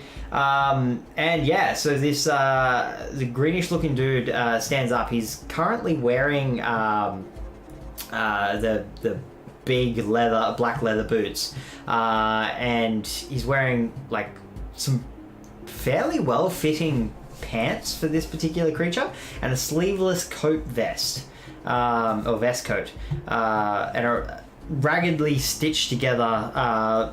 The other humanoid is raggedly stitched together, wearing torn pants and sleeveless trench coat. You can see... Oh, actually, you wouldn't be able to see it. Never mind.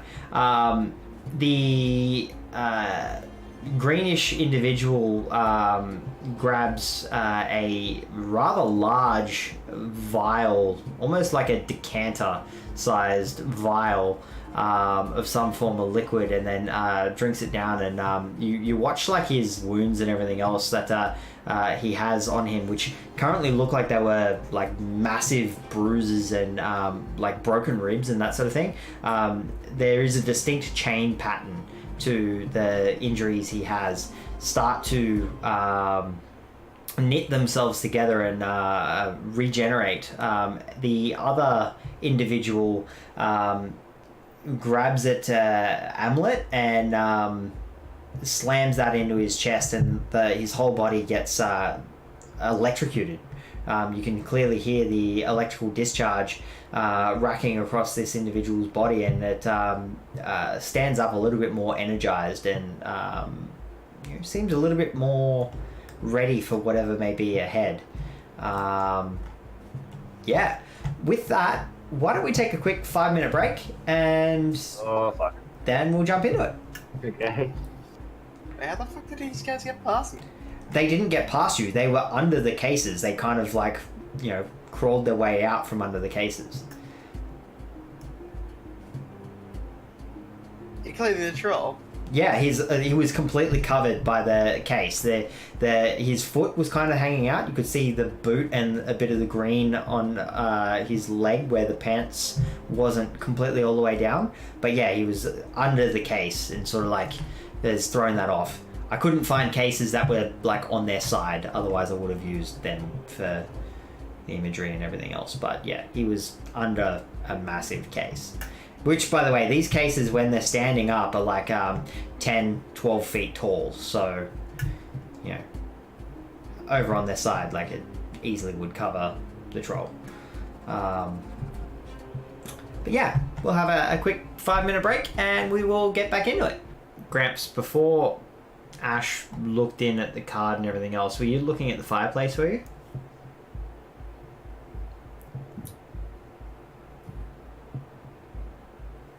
What? Yeah, I was over at that.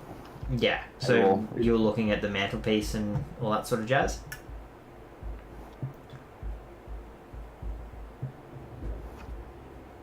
Is that what was happening? You were kind of looking at... Yeah, when she went to that table, I went over to this table to see what that dagger and that bit of paper and... Okay, so yeah, the dagger itself is just a knife. It's kind of blunt. It doesn't seem particularly useful. The paper itself is just an ink splodge.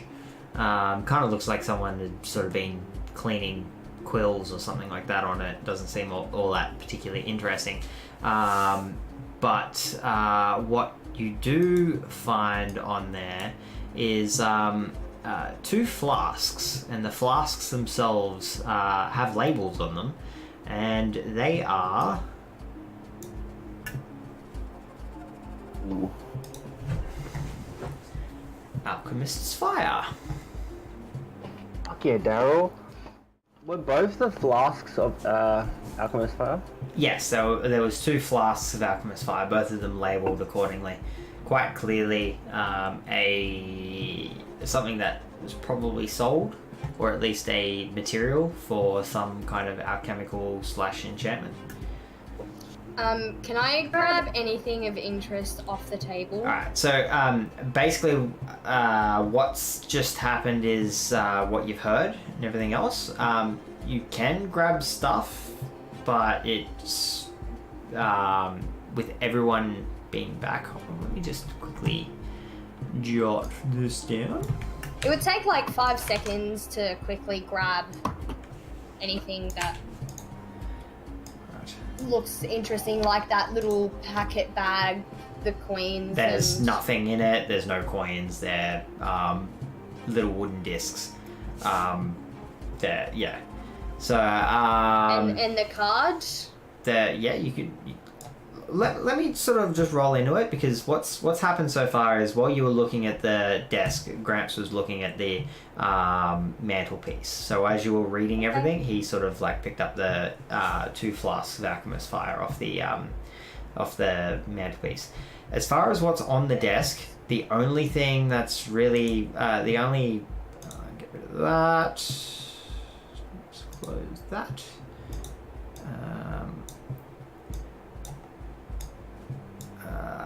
So on the desk, the other things of real note, the 3 other books that are on the desk, they're empty, they're blank.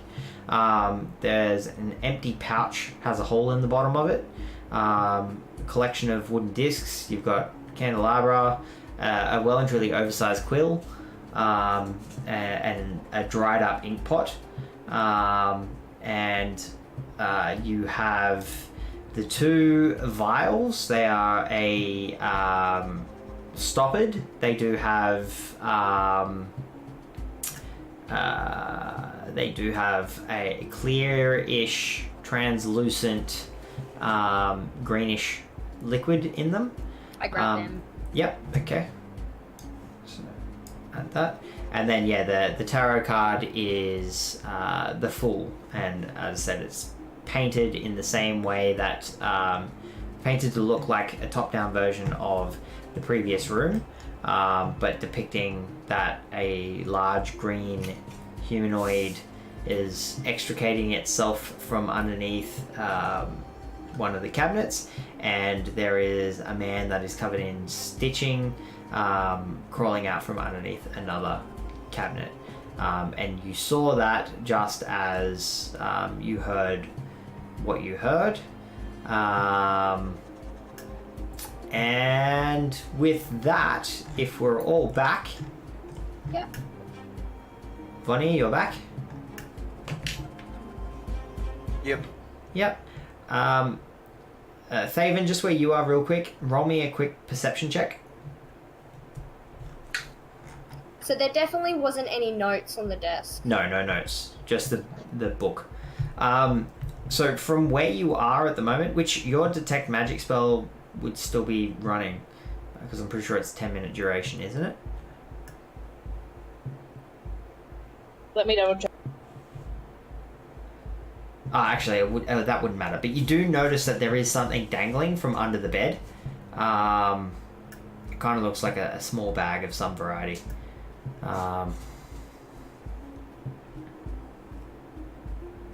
I'd check out what it is. Okay, so you're checking all of that out. I'll get everyone to roll initiative, please. Okay.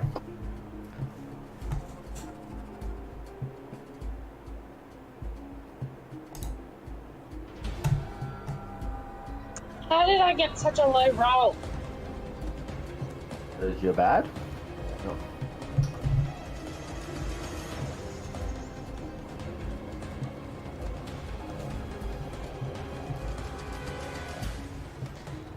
Actually, that's a valid point. Let's just do that for your initiatives. What is your dex?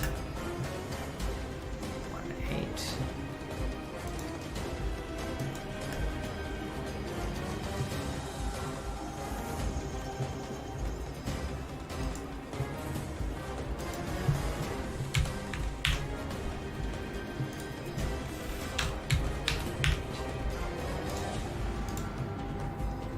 Okay, and grants.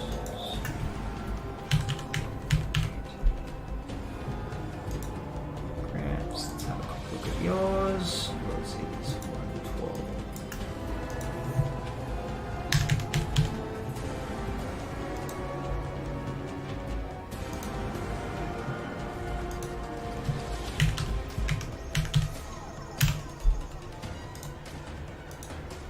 Ash, have a look at yours. Yours is 1-8.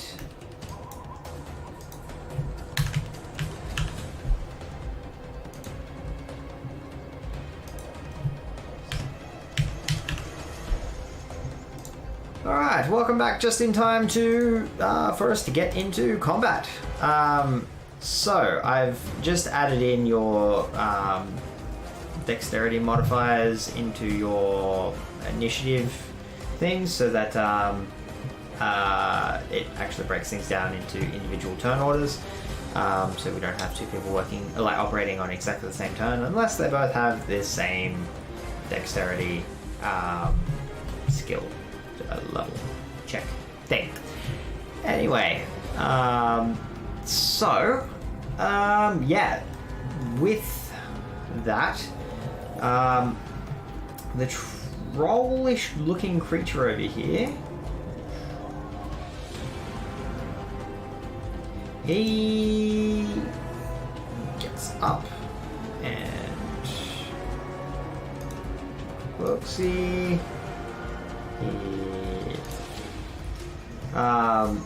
He kind of just actually, you know what? He's he is going to just take a look around and get an idea on what's going on. So, yeah. So at the moment, he hasn't noticed you, Vonnier, at all. But he is gonna head over to the door. So, and that will be his turn because he's trying to take stock of everything. Actually, he's probably going to be just back from the door because he's a little bit concerned about the fire that's there. Next up, Thaven. So are you going for that little pouch? Sure am. All right. So you grab a hold of the pouch, and the pouch itself clinks a little bit. It's a reasonable sized pouch. It's probably like, if you try and wrap your hands around it, it would take like both hands to wrap around it. But it's sort of like tied off under one of the slats under the bed. You grab a hold of it, and it feels very heavy, and it starts to make sense as to what's going on when you pull it out and open it up, and it has lead fibers woven into the pouch. Basically a lead-lined pouch. But when you open it up, you can see there is a small amulet that is in there, and that glows with restorative magic. And there is also 3 potions that are labeled lesser healing potions. So,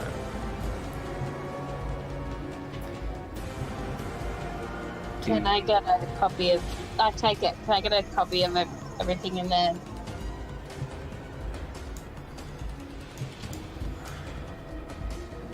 I wonder if that'll work. Did that do anything? Probably not. Nope, I've just got the potion. Yeah. Which... Okay. So you got 3 of them, and as you reach in and grab a hold of the amulet, you get a quick surge and a sense of the magical powers imbued in it. It's a diamond amulet. It's a reasonable sized diamond as well. There is some form of sentience to the amulet, and it tells you that I won't let you die. And you know that it's not lying to you.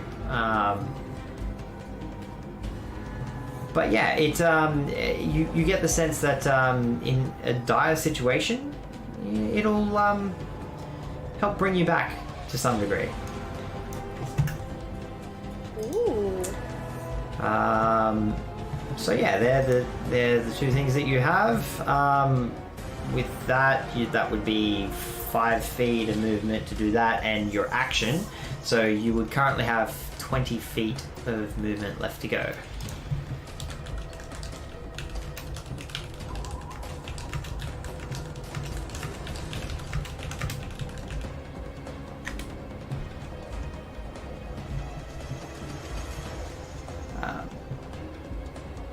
Is each one of those blocks 5? No, so you got to look for the larger blocks. So if you're looking at just the floor tiles, 4 of them is 5 feet. Yeah, beautiful. Yeah. Yeah, so you get there and you can see this, large green-skinned humanoid who seems surprised to see you, but at the same time is looking ready and raring for a fight.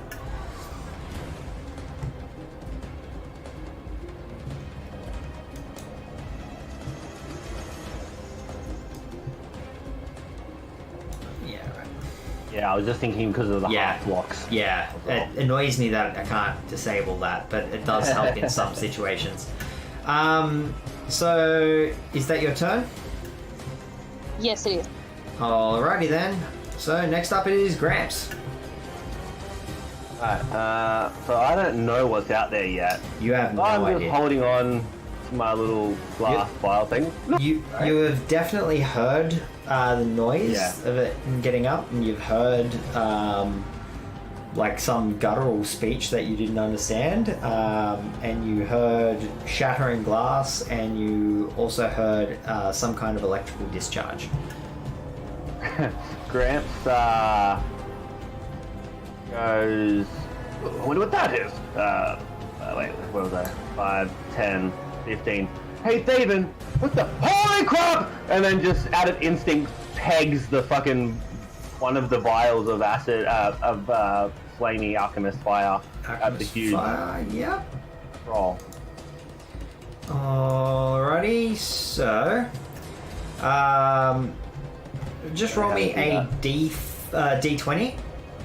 Yep. And then, Sorry, things. It's like strength, right? yeah. Could he add his strength modifier? Yeah, he's still going to add the strength modifier, but so that's 7 plus whatever your strength modifier is. My strength modifier is 1, so 8.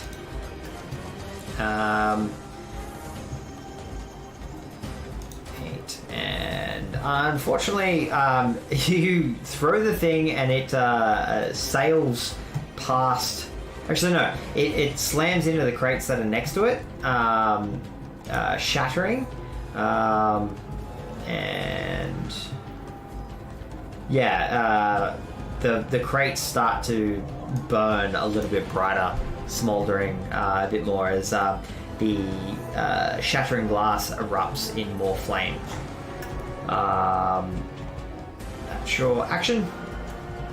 It says as an action. Can I throw one as a bonus action? No, it's an action to use it. Well, in that case, I will use a bonus action then to cast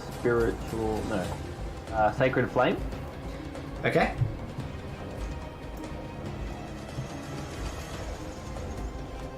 So to cast this, I need to do the save thing first.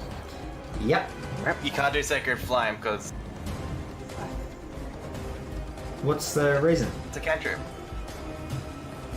If it's a bonus action to cast, there's no reason why you can't do it. You didn't cast a spell first up.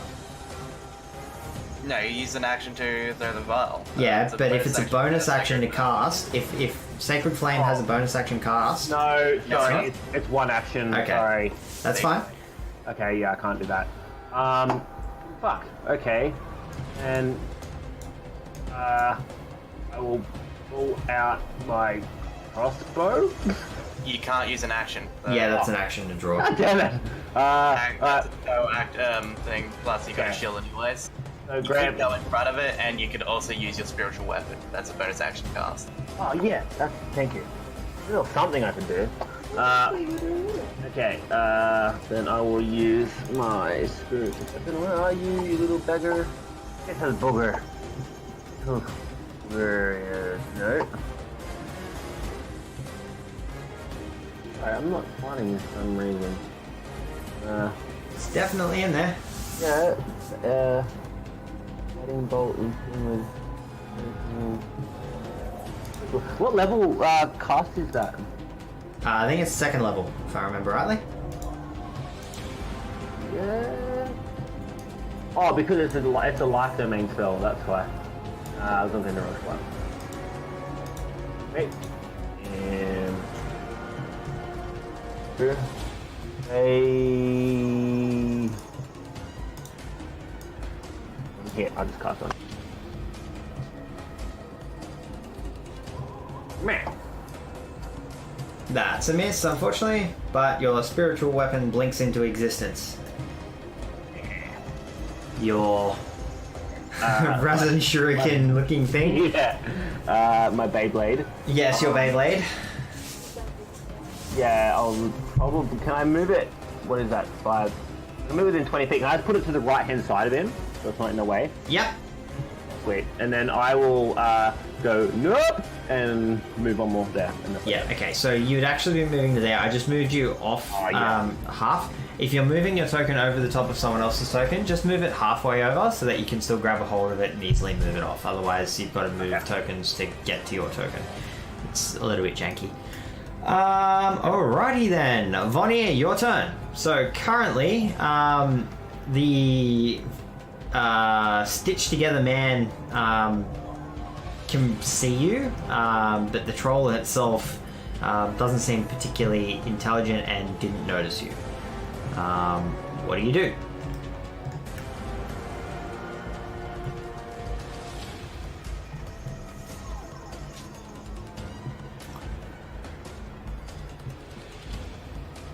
All right. And what are you planning on doing?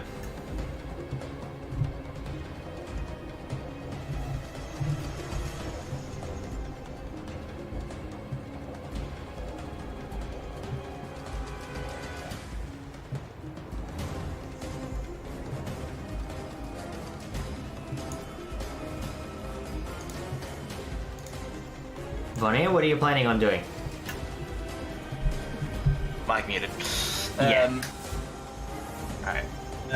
I designate my party members not to be targeted by this, and I cast Spiritual Guardians. Right. Okay. Alright. Alrighty. So,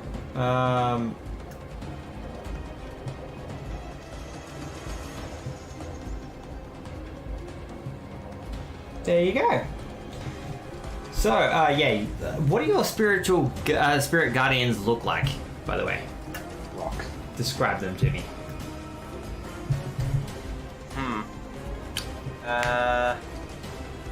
You know, I'm just gonna use a description from another game. The like half-naked dwarves charging in with hammers. Okay, no worries. So, some spectral half-naked dwarves equipped with large smithing hammers just start going to town on them.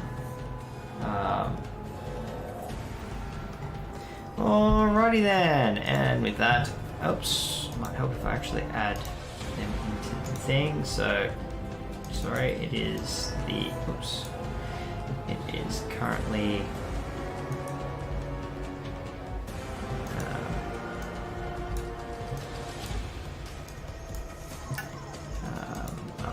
Oops. That's better. Let's just change that to 1. There we go. All right. So, with that, this fleshy, stitched together man. You healed the troll, by the way. Sorry. The troll's back to healthy. Oh, okay.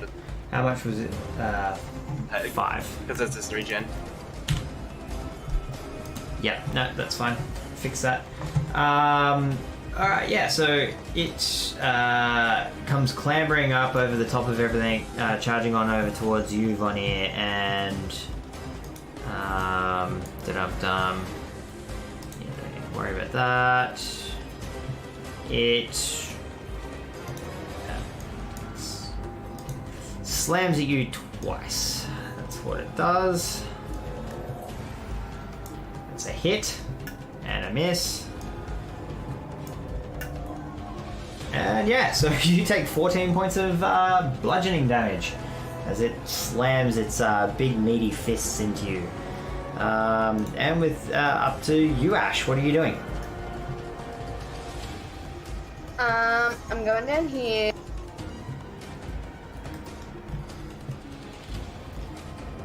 May I ask, is that flesh goblin still, like Goblin. if I attempt, golem, my bad, would my charm person, since he hasn't seen me or been, what's the word? That's it. Roll me an intelligence check.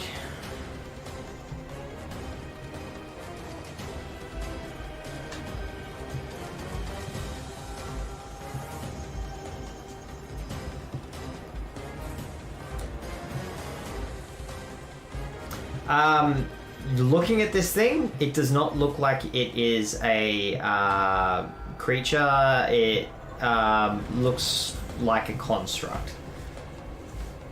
It doesn't look like you'd be able to charm it. Okay. Then Which, by the way, Vonia, you can see quite artistically stitched into its flesh, into its chest, on an angle, the words "Deshard dos Delaminos," elegantly stitched in cursive writing across this thing's chest for no other reason than just cause, apparently. By the way, can I just quickly use my reaction to do my lightning thing? I haven't used it in a while. Yeah, okay. I just forgot about it.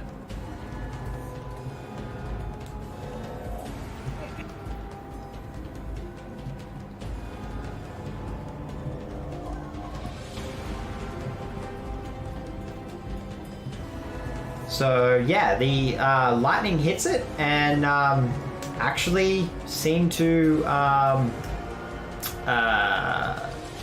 actually just double check before I say something. The lightning hits it and racks across its body, and it actually recovers health. what? Shit. So it seems to have been energized and charged. It does not appear that lightning damage will hurt this thing. In fact, it seems to cause it to reinvigorate itself. Great. Roll will be weak again. So I run over here saying, guys, I think this is a trap, and then see the big ass troll there, and I'm like, oh. And so I dagger. What you mean? So you're moving forward into melee range to attack it with your filigree and apogee? Yeah. Oh, I did it wrong. Yeah, roll the attacks. Okay, so that's a miss with apogee. And that's a hit with filigree, okay. So, Now I roll attack on... no, you've already rolled the damage on it. I've got to take the damage off for apogee, so I've got to give him 7 back.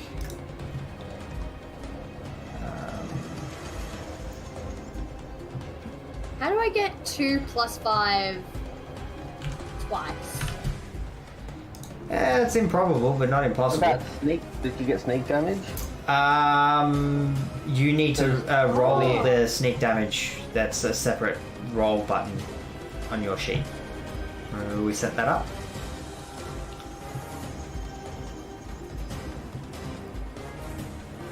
There we go. Okay, cool. Yeah, so you launch into this troll and do a decent chunk of damage. It's looking a little bit injured. Then it is. Wait, can I move back out now? Yeah, sure, no worries. Okay. Okay, and then it is the troll's turn, and you can see that the wounds that the troll has start to close up a bit. It definitely looks like it's regenerating, and the thing is pretty pissed off at this particular point. So it charges on through, carefully positioning itself so it doesn't actually get burnt, but it does charge on through and it When you lashes. get an attack? Vonnie does get an attack of opportunity if he wants to take it. Can't. Oh, you use your reaction, of course. Reaction. Yeah.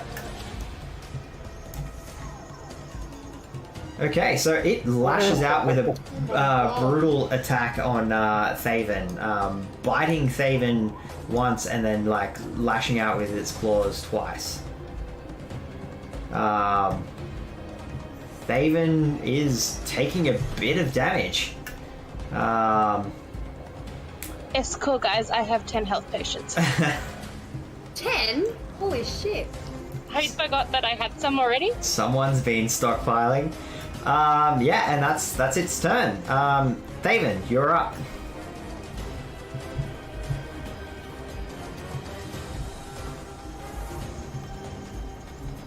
Were you meant to...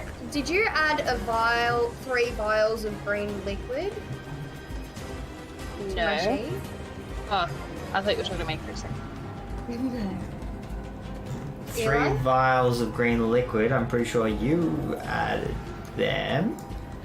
No, I which added were- 2 vials of the acid. Let me have a quick look. I thought that's what you... Yeah, no, gave me. that's I definitely didn't add it right now, so it's probably something that's you picked up earlier on.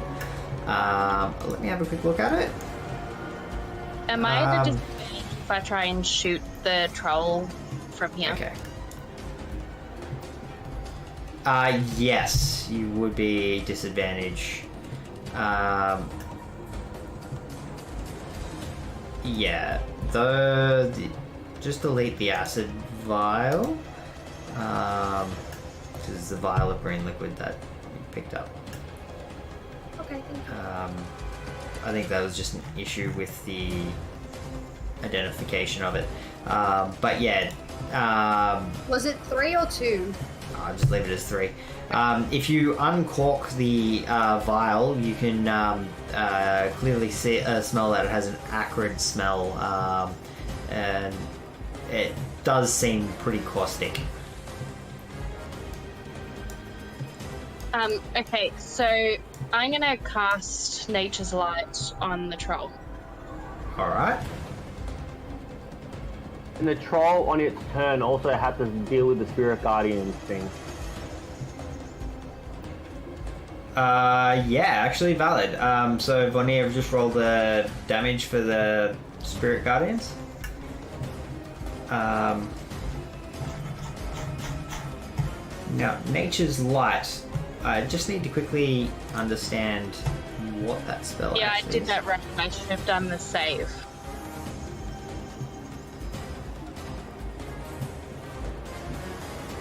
Yeah, I just need to I don't know what the spell actually... Oh, right, okay. Yeah. So that... I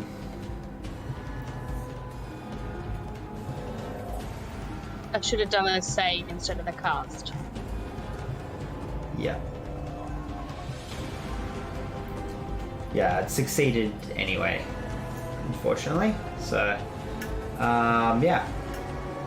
Which, when you cast it, it automatically did roll that save. Oh, okay. Right. That's fine. So, Well... if I move, I will get attacked, but I'm already critical, and I use my action when I could have taken a health potion. Can I take a health potion as bonus action, or is that an action? no, you... If I don't move?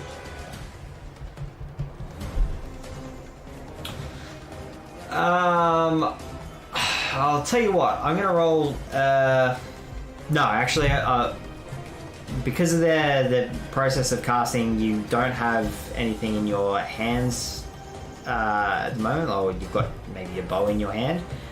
You would have had to put everything else away, so you'd have to dig that out. I'd say no, that's an action to use one of the potions, unfortunately. Okay. It's almost like could have taken the disengage action and backed away, but well. Have you got any bonus actions you can do? You want to do? No, and I'm too scared to move, so I'm just gonna take. Okay, no worries. Grant, your turn. Oh, goody. Shit.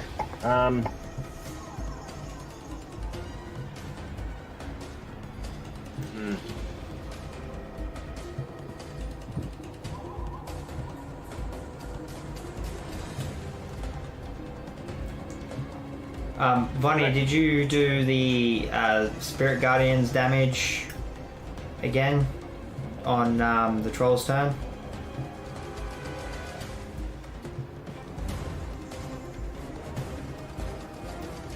I think you've muted your mic. Sorry.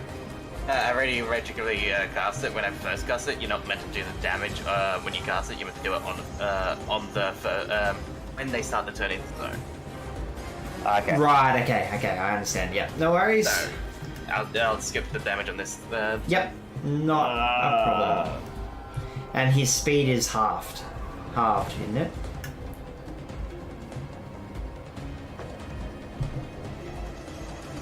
Okay, so Gramps is going. Saving. Gramps is gonna go. Okay, dude, I got you. And walk up and like just gingerly touch him in the back of his head and pump level 2 cure wounds. Okay. Or level. Not critical. We'll go level 3 cure wounds. Do that. That is. Cure wounds. There. At level 3. Save it. 19 hit points regained by Thaven. That's a tasty little heal. Thank you. Okay. And then on my bonus action, I will move my Sharingan Beyblade back up into his purse. Oops. I may have. Thank you. I have to recast that. Spiritual weapon and That's a miss. So it goes like careening past it, trying to hit it, spinning furiously, and then takes a chunk out of one of the flaming barrels, putting part of the flame out, but otherwise missing. Any movement? I can't end up in between Thaven and it, can I? It's occupying the Yeah, it's occupying that space, so. Unfortunately. Nope. We'll call it names. You will call it names. Okay, Vonnie, your turn.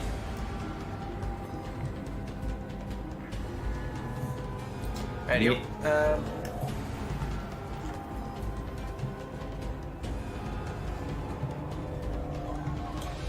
I'm going to call forth my spiritual weapon.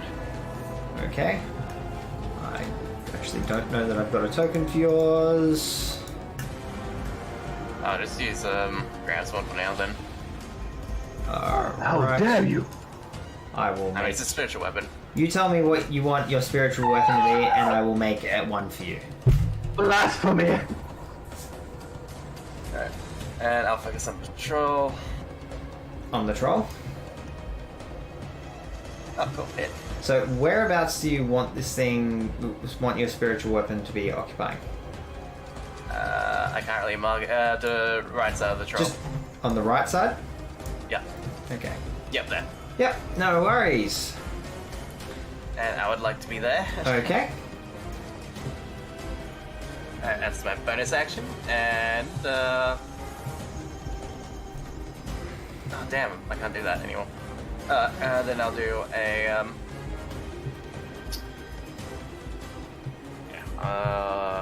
where the hell is my cantrips? Yeah. I'll point at the troll and, ooh, it fails. Roll of 6. That's DC 15. 2d12 because it's wounded. Okay. 21! Nice roll. So this troll is taking a bit of hits. He's looking pretty hit and pretty wounded. That your turn? Yep. All right, the flesh golem. All right, the spirit guardians. Yep.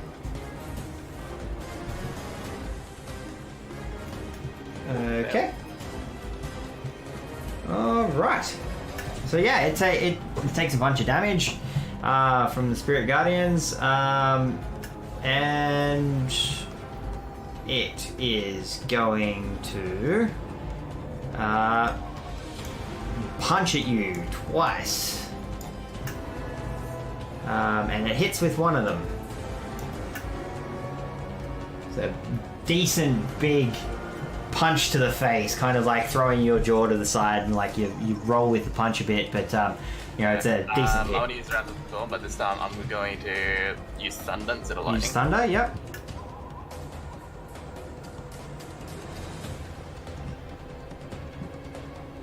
Okay, hold on. So, it's 10. Alright, so it takes 10 points of damage. There we go. No worries. So it didn't resist it? No, it didn't resist it. It's just the way that the spell is worded, and it's lightning and thunder, so it automatically think that. So I've just added that onto it. So yeah, it took the damage. It seems a little bit shaken by that. And Ash, your turn. Yay!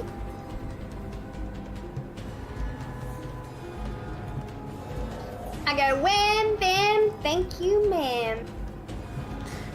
Fair enough. Nope. That's a miss. And that's also a miss. Thank you, ma'am. Bye. Didn't roll on the fumble table, unfortunately. Could have been interesting. Anyway, so with that, it is the troll's turn, and the troll does regenerate a little bit. And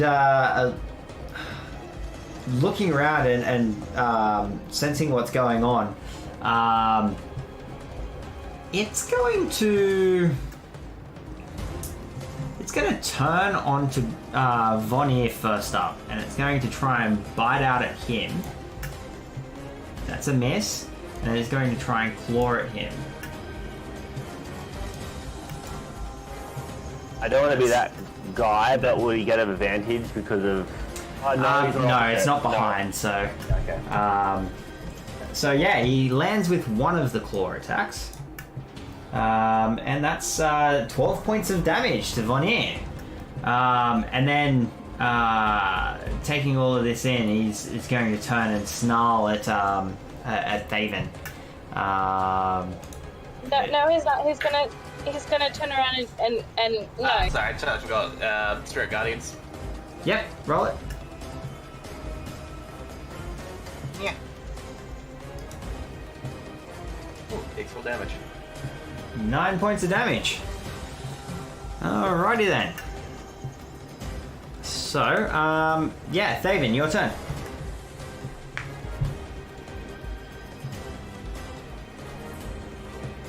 I'm taking a health potion. Do you need to roll a Constitution save for Spirit Gardens? It is concentration, yeah. Do I have to do anything to roll the health? To roll the health potion. Right. Just...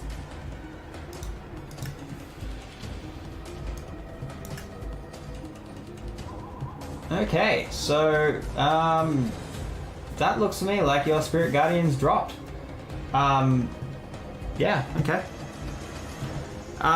Yes, so roll 2d4 plus 2 for healing potion.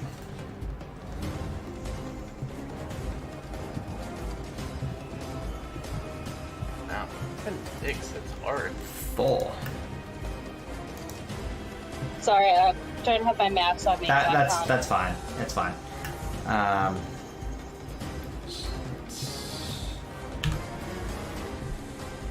So, Do you want me to add it? yeah, I've already done it.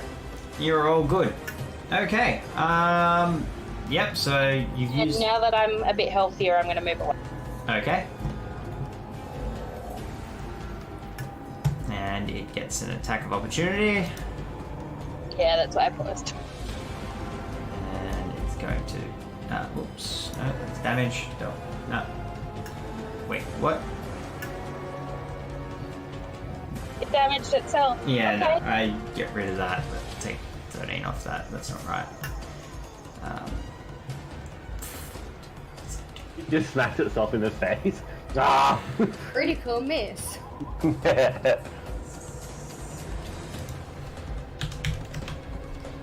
Okay, let's try that again. That's a miss. So you're safe for the moment. Okay, yeah. So you've moved away. You're free to keep moving if that's what you want.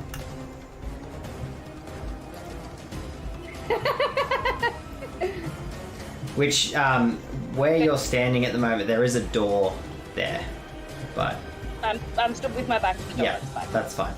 That's fine. Okay. And is that your turn? Yes, it is. All right, Gramps, you're up. This time, Grampy Poo steps out in front, puts his shield down, cocks his arm back, and baseball pitches the second vial of acid at him. Alrighty. A 1d20. Yep. Roll a d20, and we'll. Oh, yeah, that's a hit. Nice. Yeah. So, roll 1d4. And map. 4 points yeah. of fire damage. I hate to be that guy, but you're throwing something when something's in front of you. Technically, it should be a disadvantage. Yeah, you throw a ranged weapon, attack in melee. Okay. All right. This and go map. Okay. That's +1. +1, and his AC. Yep, that hits. So yeah, you still deal 4 damage. Cool. 5 damage, and he won't regen on the next turn. Yeah, he won't. Alright. And for my bonus action, I would like to jam my Sharingan up his anus. Anus. Okay. Roll the attack. And Mr. Grampy Poo is... Is there any way to keep your character sheet pinned to the front screen? Because every time I click the battle map, it appears behind it. You can always just put the battle map in the background. Oh, get out of town. How do I do that? Top right, there's a little That square one. arrow Yeah, that's in the background. Gary. That's how you... Okay, thank you. The spiritual weapon is here, and... Man! That's a hit. Roll your damage. Damage is 1d8 plus...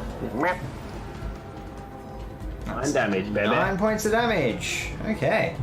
So yeah, this thing's taking a little bit of a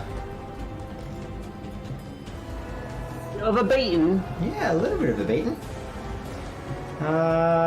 Alrighty then. Vonnie, your turn. Alright, I'll use my spiritual weapon to attack it. Well, That's a hit. kill this. That's 5 5 points of damage to the troll. It all adds up. And now what are you doing? Alright. Yeah, I'll do it. I touched the troll. That's a miss. The troll seems to get a sense that you're coming and kind of angles it off. Actually, you get a +2 on that. No, it still wouldn't make a difference. Yeah, so sort of like just back swings his arm, sort of like slightly deflecting it, and you touch the countertop instead. The countertop slightly withers a little bit, but otherwise, no effect. That's my turn. Alrighty, now the Flesh Golem, and the Flesh Golem, he's going to swing out at you with 2. Oh, that was an automatic miss. That one. Swings out again. 16 to hit, that's a miss. So that brings Let's it up go on. to Take. Ash. No, sorry. Spiritual guidance is gone. Yeah. Ash, your turn.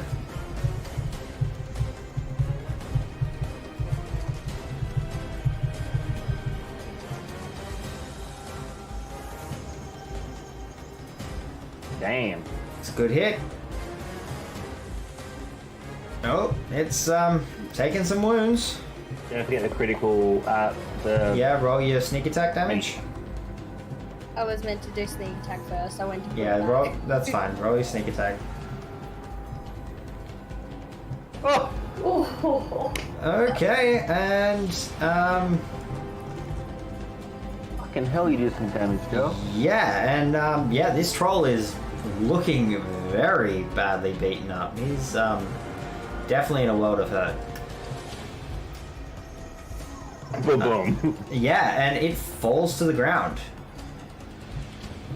Bitch, I teabag And it. it's still on fire, correct? Yeah, well, it's not on fire, but oh, actually, yeah, technically it is on fire. Yes. So, yeah, it is currently smoldering and burning away. I don't teabag it then. Righty, and it is the troll's turn. The troll does not regenerate, so don't mind that. It is currently dead and burning, so we'll just remove it from the list.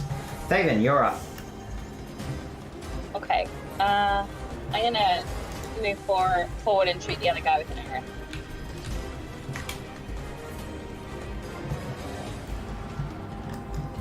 So you're moving forward to there. Okay, no worries. So you're shooting over the top of the counter, which not a big deal for you because you Yeah, I've got have sharpshooter. Exactly.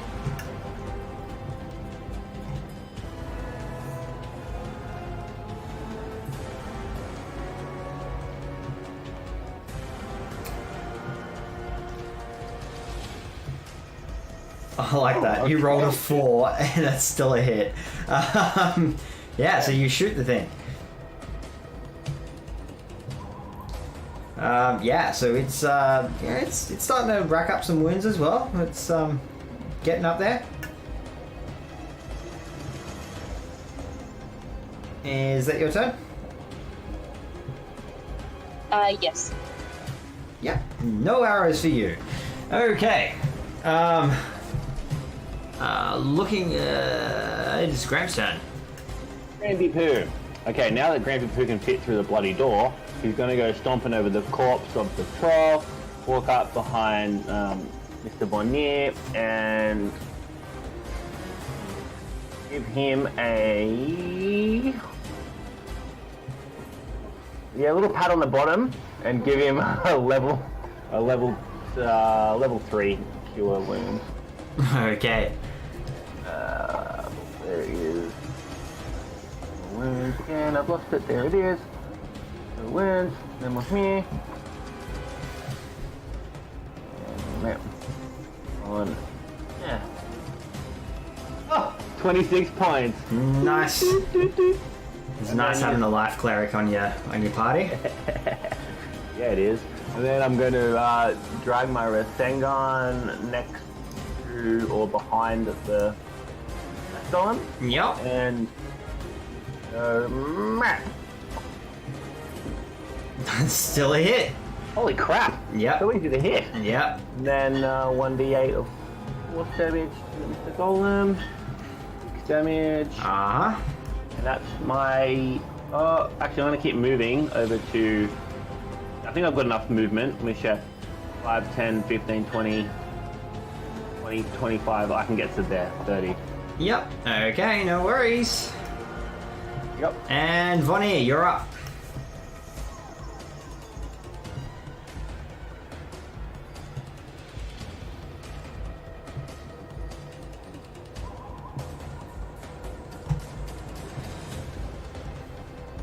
Is your mic muted? Yeah. My spiritual weapon first. Yep. I rolled the wrong thing. That's the wrong thing, yep. That's a hit. Jeez. Yeah, this is not a particularly difficult thing to hit. He's pretty slow and lumbering, but does have a stack of hit points. I used the wrong thing again. Okay, so I rolled a low damage anyway, so just take it. just take it. Alright, no worries. And any And movement? then I'll, no, that's a bonus action. Yeah, I know. I'm asking if there's any movement, but that's fine. You got your action as well.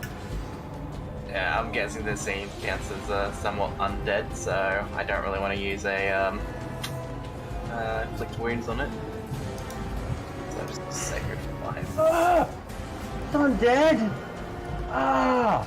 It could be, or construct. I mean, it has a whole bunch of flesh on it. Oh my god. Okay, Sacred Flame. It's looking pretty badly beaten and bruised. It's the Flesh Golem's turn.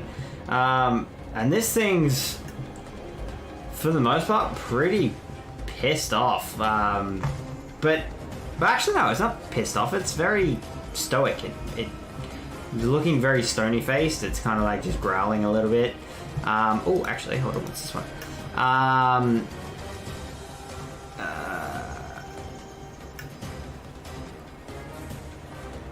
Okay. Let's see. Yep. Okay. That's fine. And it's going to swing out at you, Vonnier. Once and twice. So it hits you once. Alright, I'll keep my reaction. And yeah. Let's see if I can finish this thing off.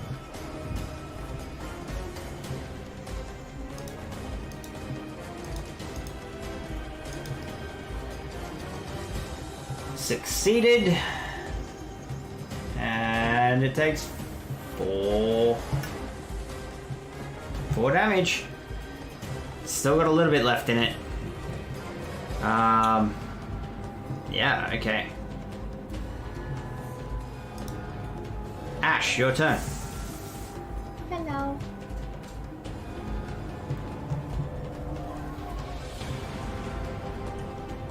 Heal steal.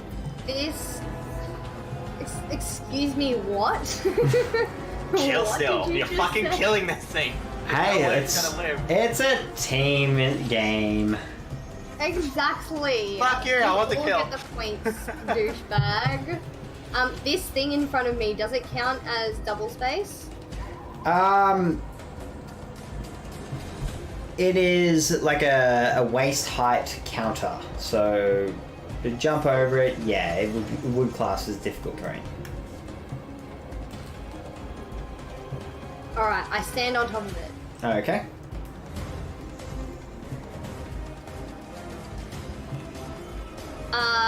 Can I use my action to talk and then still use my bonus action to attack? No, it's pretty much you use an action. Like it depends on what you're trying to say. If you're trying to like convince it to do something, then you know you're basically putting your all into it. If you're just trying to say something, I'd say it's just a free action, but it just depends on what you're trying to do. So do I try and Beat up the convince bees. it? Stop, baby. Stop. I can either try and get some information from him about Mayland. Maynard. Maynard. I think you should just change it to Mayland. No. Or I could do a really cool, like, if I get a hit, then I can do a really cool jump off and, like, slice him top to bottom. It's your turn. They are And your options. You know what? I think Ash would do that.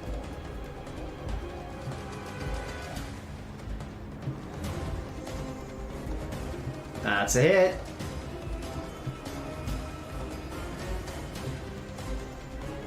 Eight damage.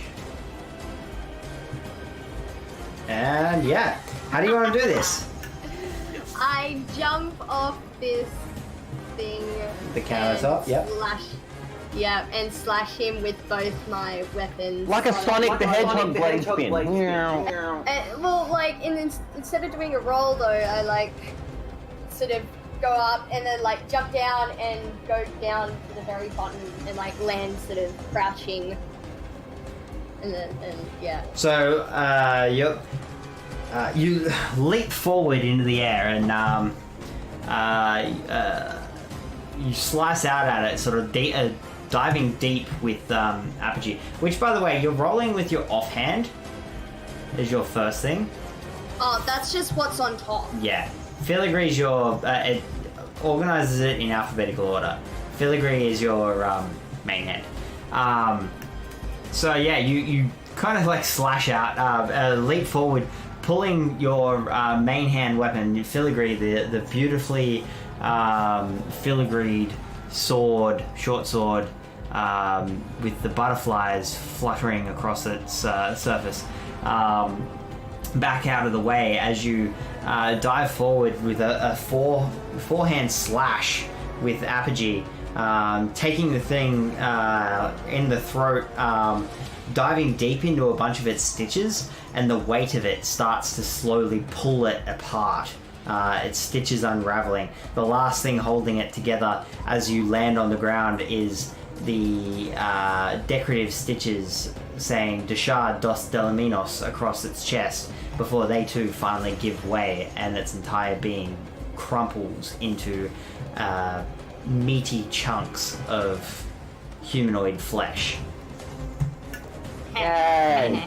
With that, we are out of combat.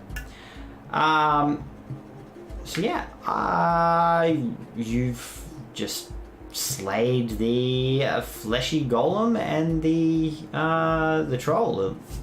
What are you guys doing? Good job, guys. Our first troll. I turn around to Thaven and I say, "What did you say about 10 fucking potions?" I'm pretty sure that was out of character, but anyway. Oh, that was out of character. Yeah. Okay, never mind. Ash doesn't do that. She just looks at her artwork. Yeah, I'm guessing Ash looks the body. the big, chunky, meaty And this Ludi McLoodle lot. is just sort of like plonking down on the ground with a sickening, wet thud. The occasional pinging as the stitches pop and fly free of the flesh. Gramps just randomly shouts out, "Okay, Maynard, we passed your test, you can come out now." Okay, so you shout that out, and there is no response. Damn it. I show the card to the others, and I'm like, well, they left us a little joke, I guess you could say. By the way, looking at the card, it just now has the word "the fool" written across it. Thaven, I need you to roll me 3 Constitution save to see if you hold on to your detect magic. Nope. Okay, so so looking at the card there, it just has "the fool" written across it in an elegant script, and there is no image on the face of the card. Ah, that's different to what it was. What was it? Oh, it had a picture of these 2 beings coming out from it. I mean, the 2 we just destroyed? Yep. God. I saw it just as it was all happening. What is this sorcery? So basically, out of game, the Ash is reading the thing resulted in them coming to life. You don't know. No. You, Thaven, you knew from the sense that you got from having seen it from where it was, that it is divination. The card had divination magic on it. It was very weak. It wasn't a particularly potent magical I do remember. device, but yeah, it was divination. What is divination? It's the magical art of, basically fortune telling, future reading, like, that sort of thing. Keep the card, it could be useful. Okay. Shall we leave it there for right now? Yeah, so the only thing that we'll tick over is looking at the troll and at what's left of the flesh golem. The troll is like quickly smoldering, but thankfully most of the fire is concentrated around its chest. You can see that its boots and the lower part of its pants are indeed still wet. And there does seem to be a lot of sand sort of like caked in around in places. Most of it's been shook off, but it does appear that they've trudged through a bunch of water and sand. As for the flesh golem, similar sort of thing. It's not wearing any boots. It does have like raggedy sort of torn pants. The pants themselves are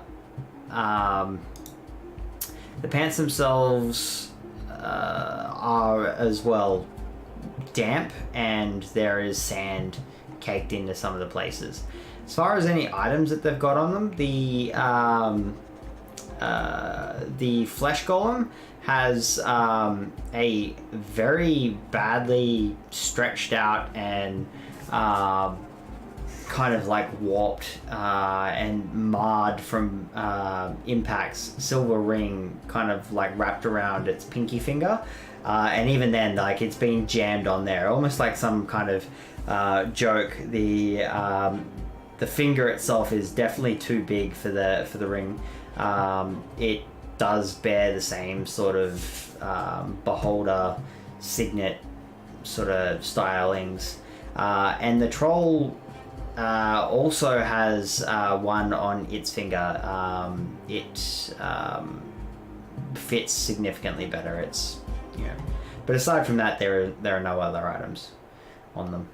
Do you two want to grab the other two rings? I mean, I'm thinking that we can pretend to be originals.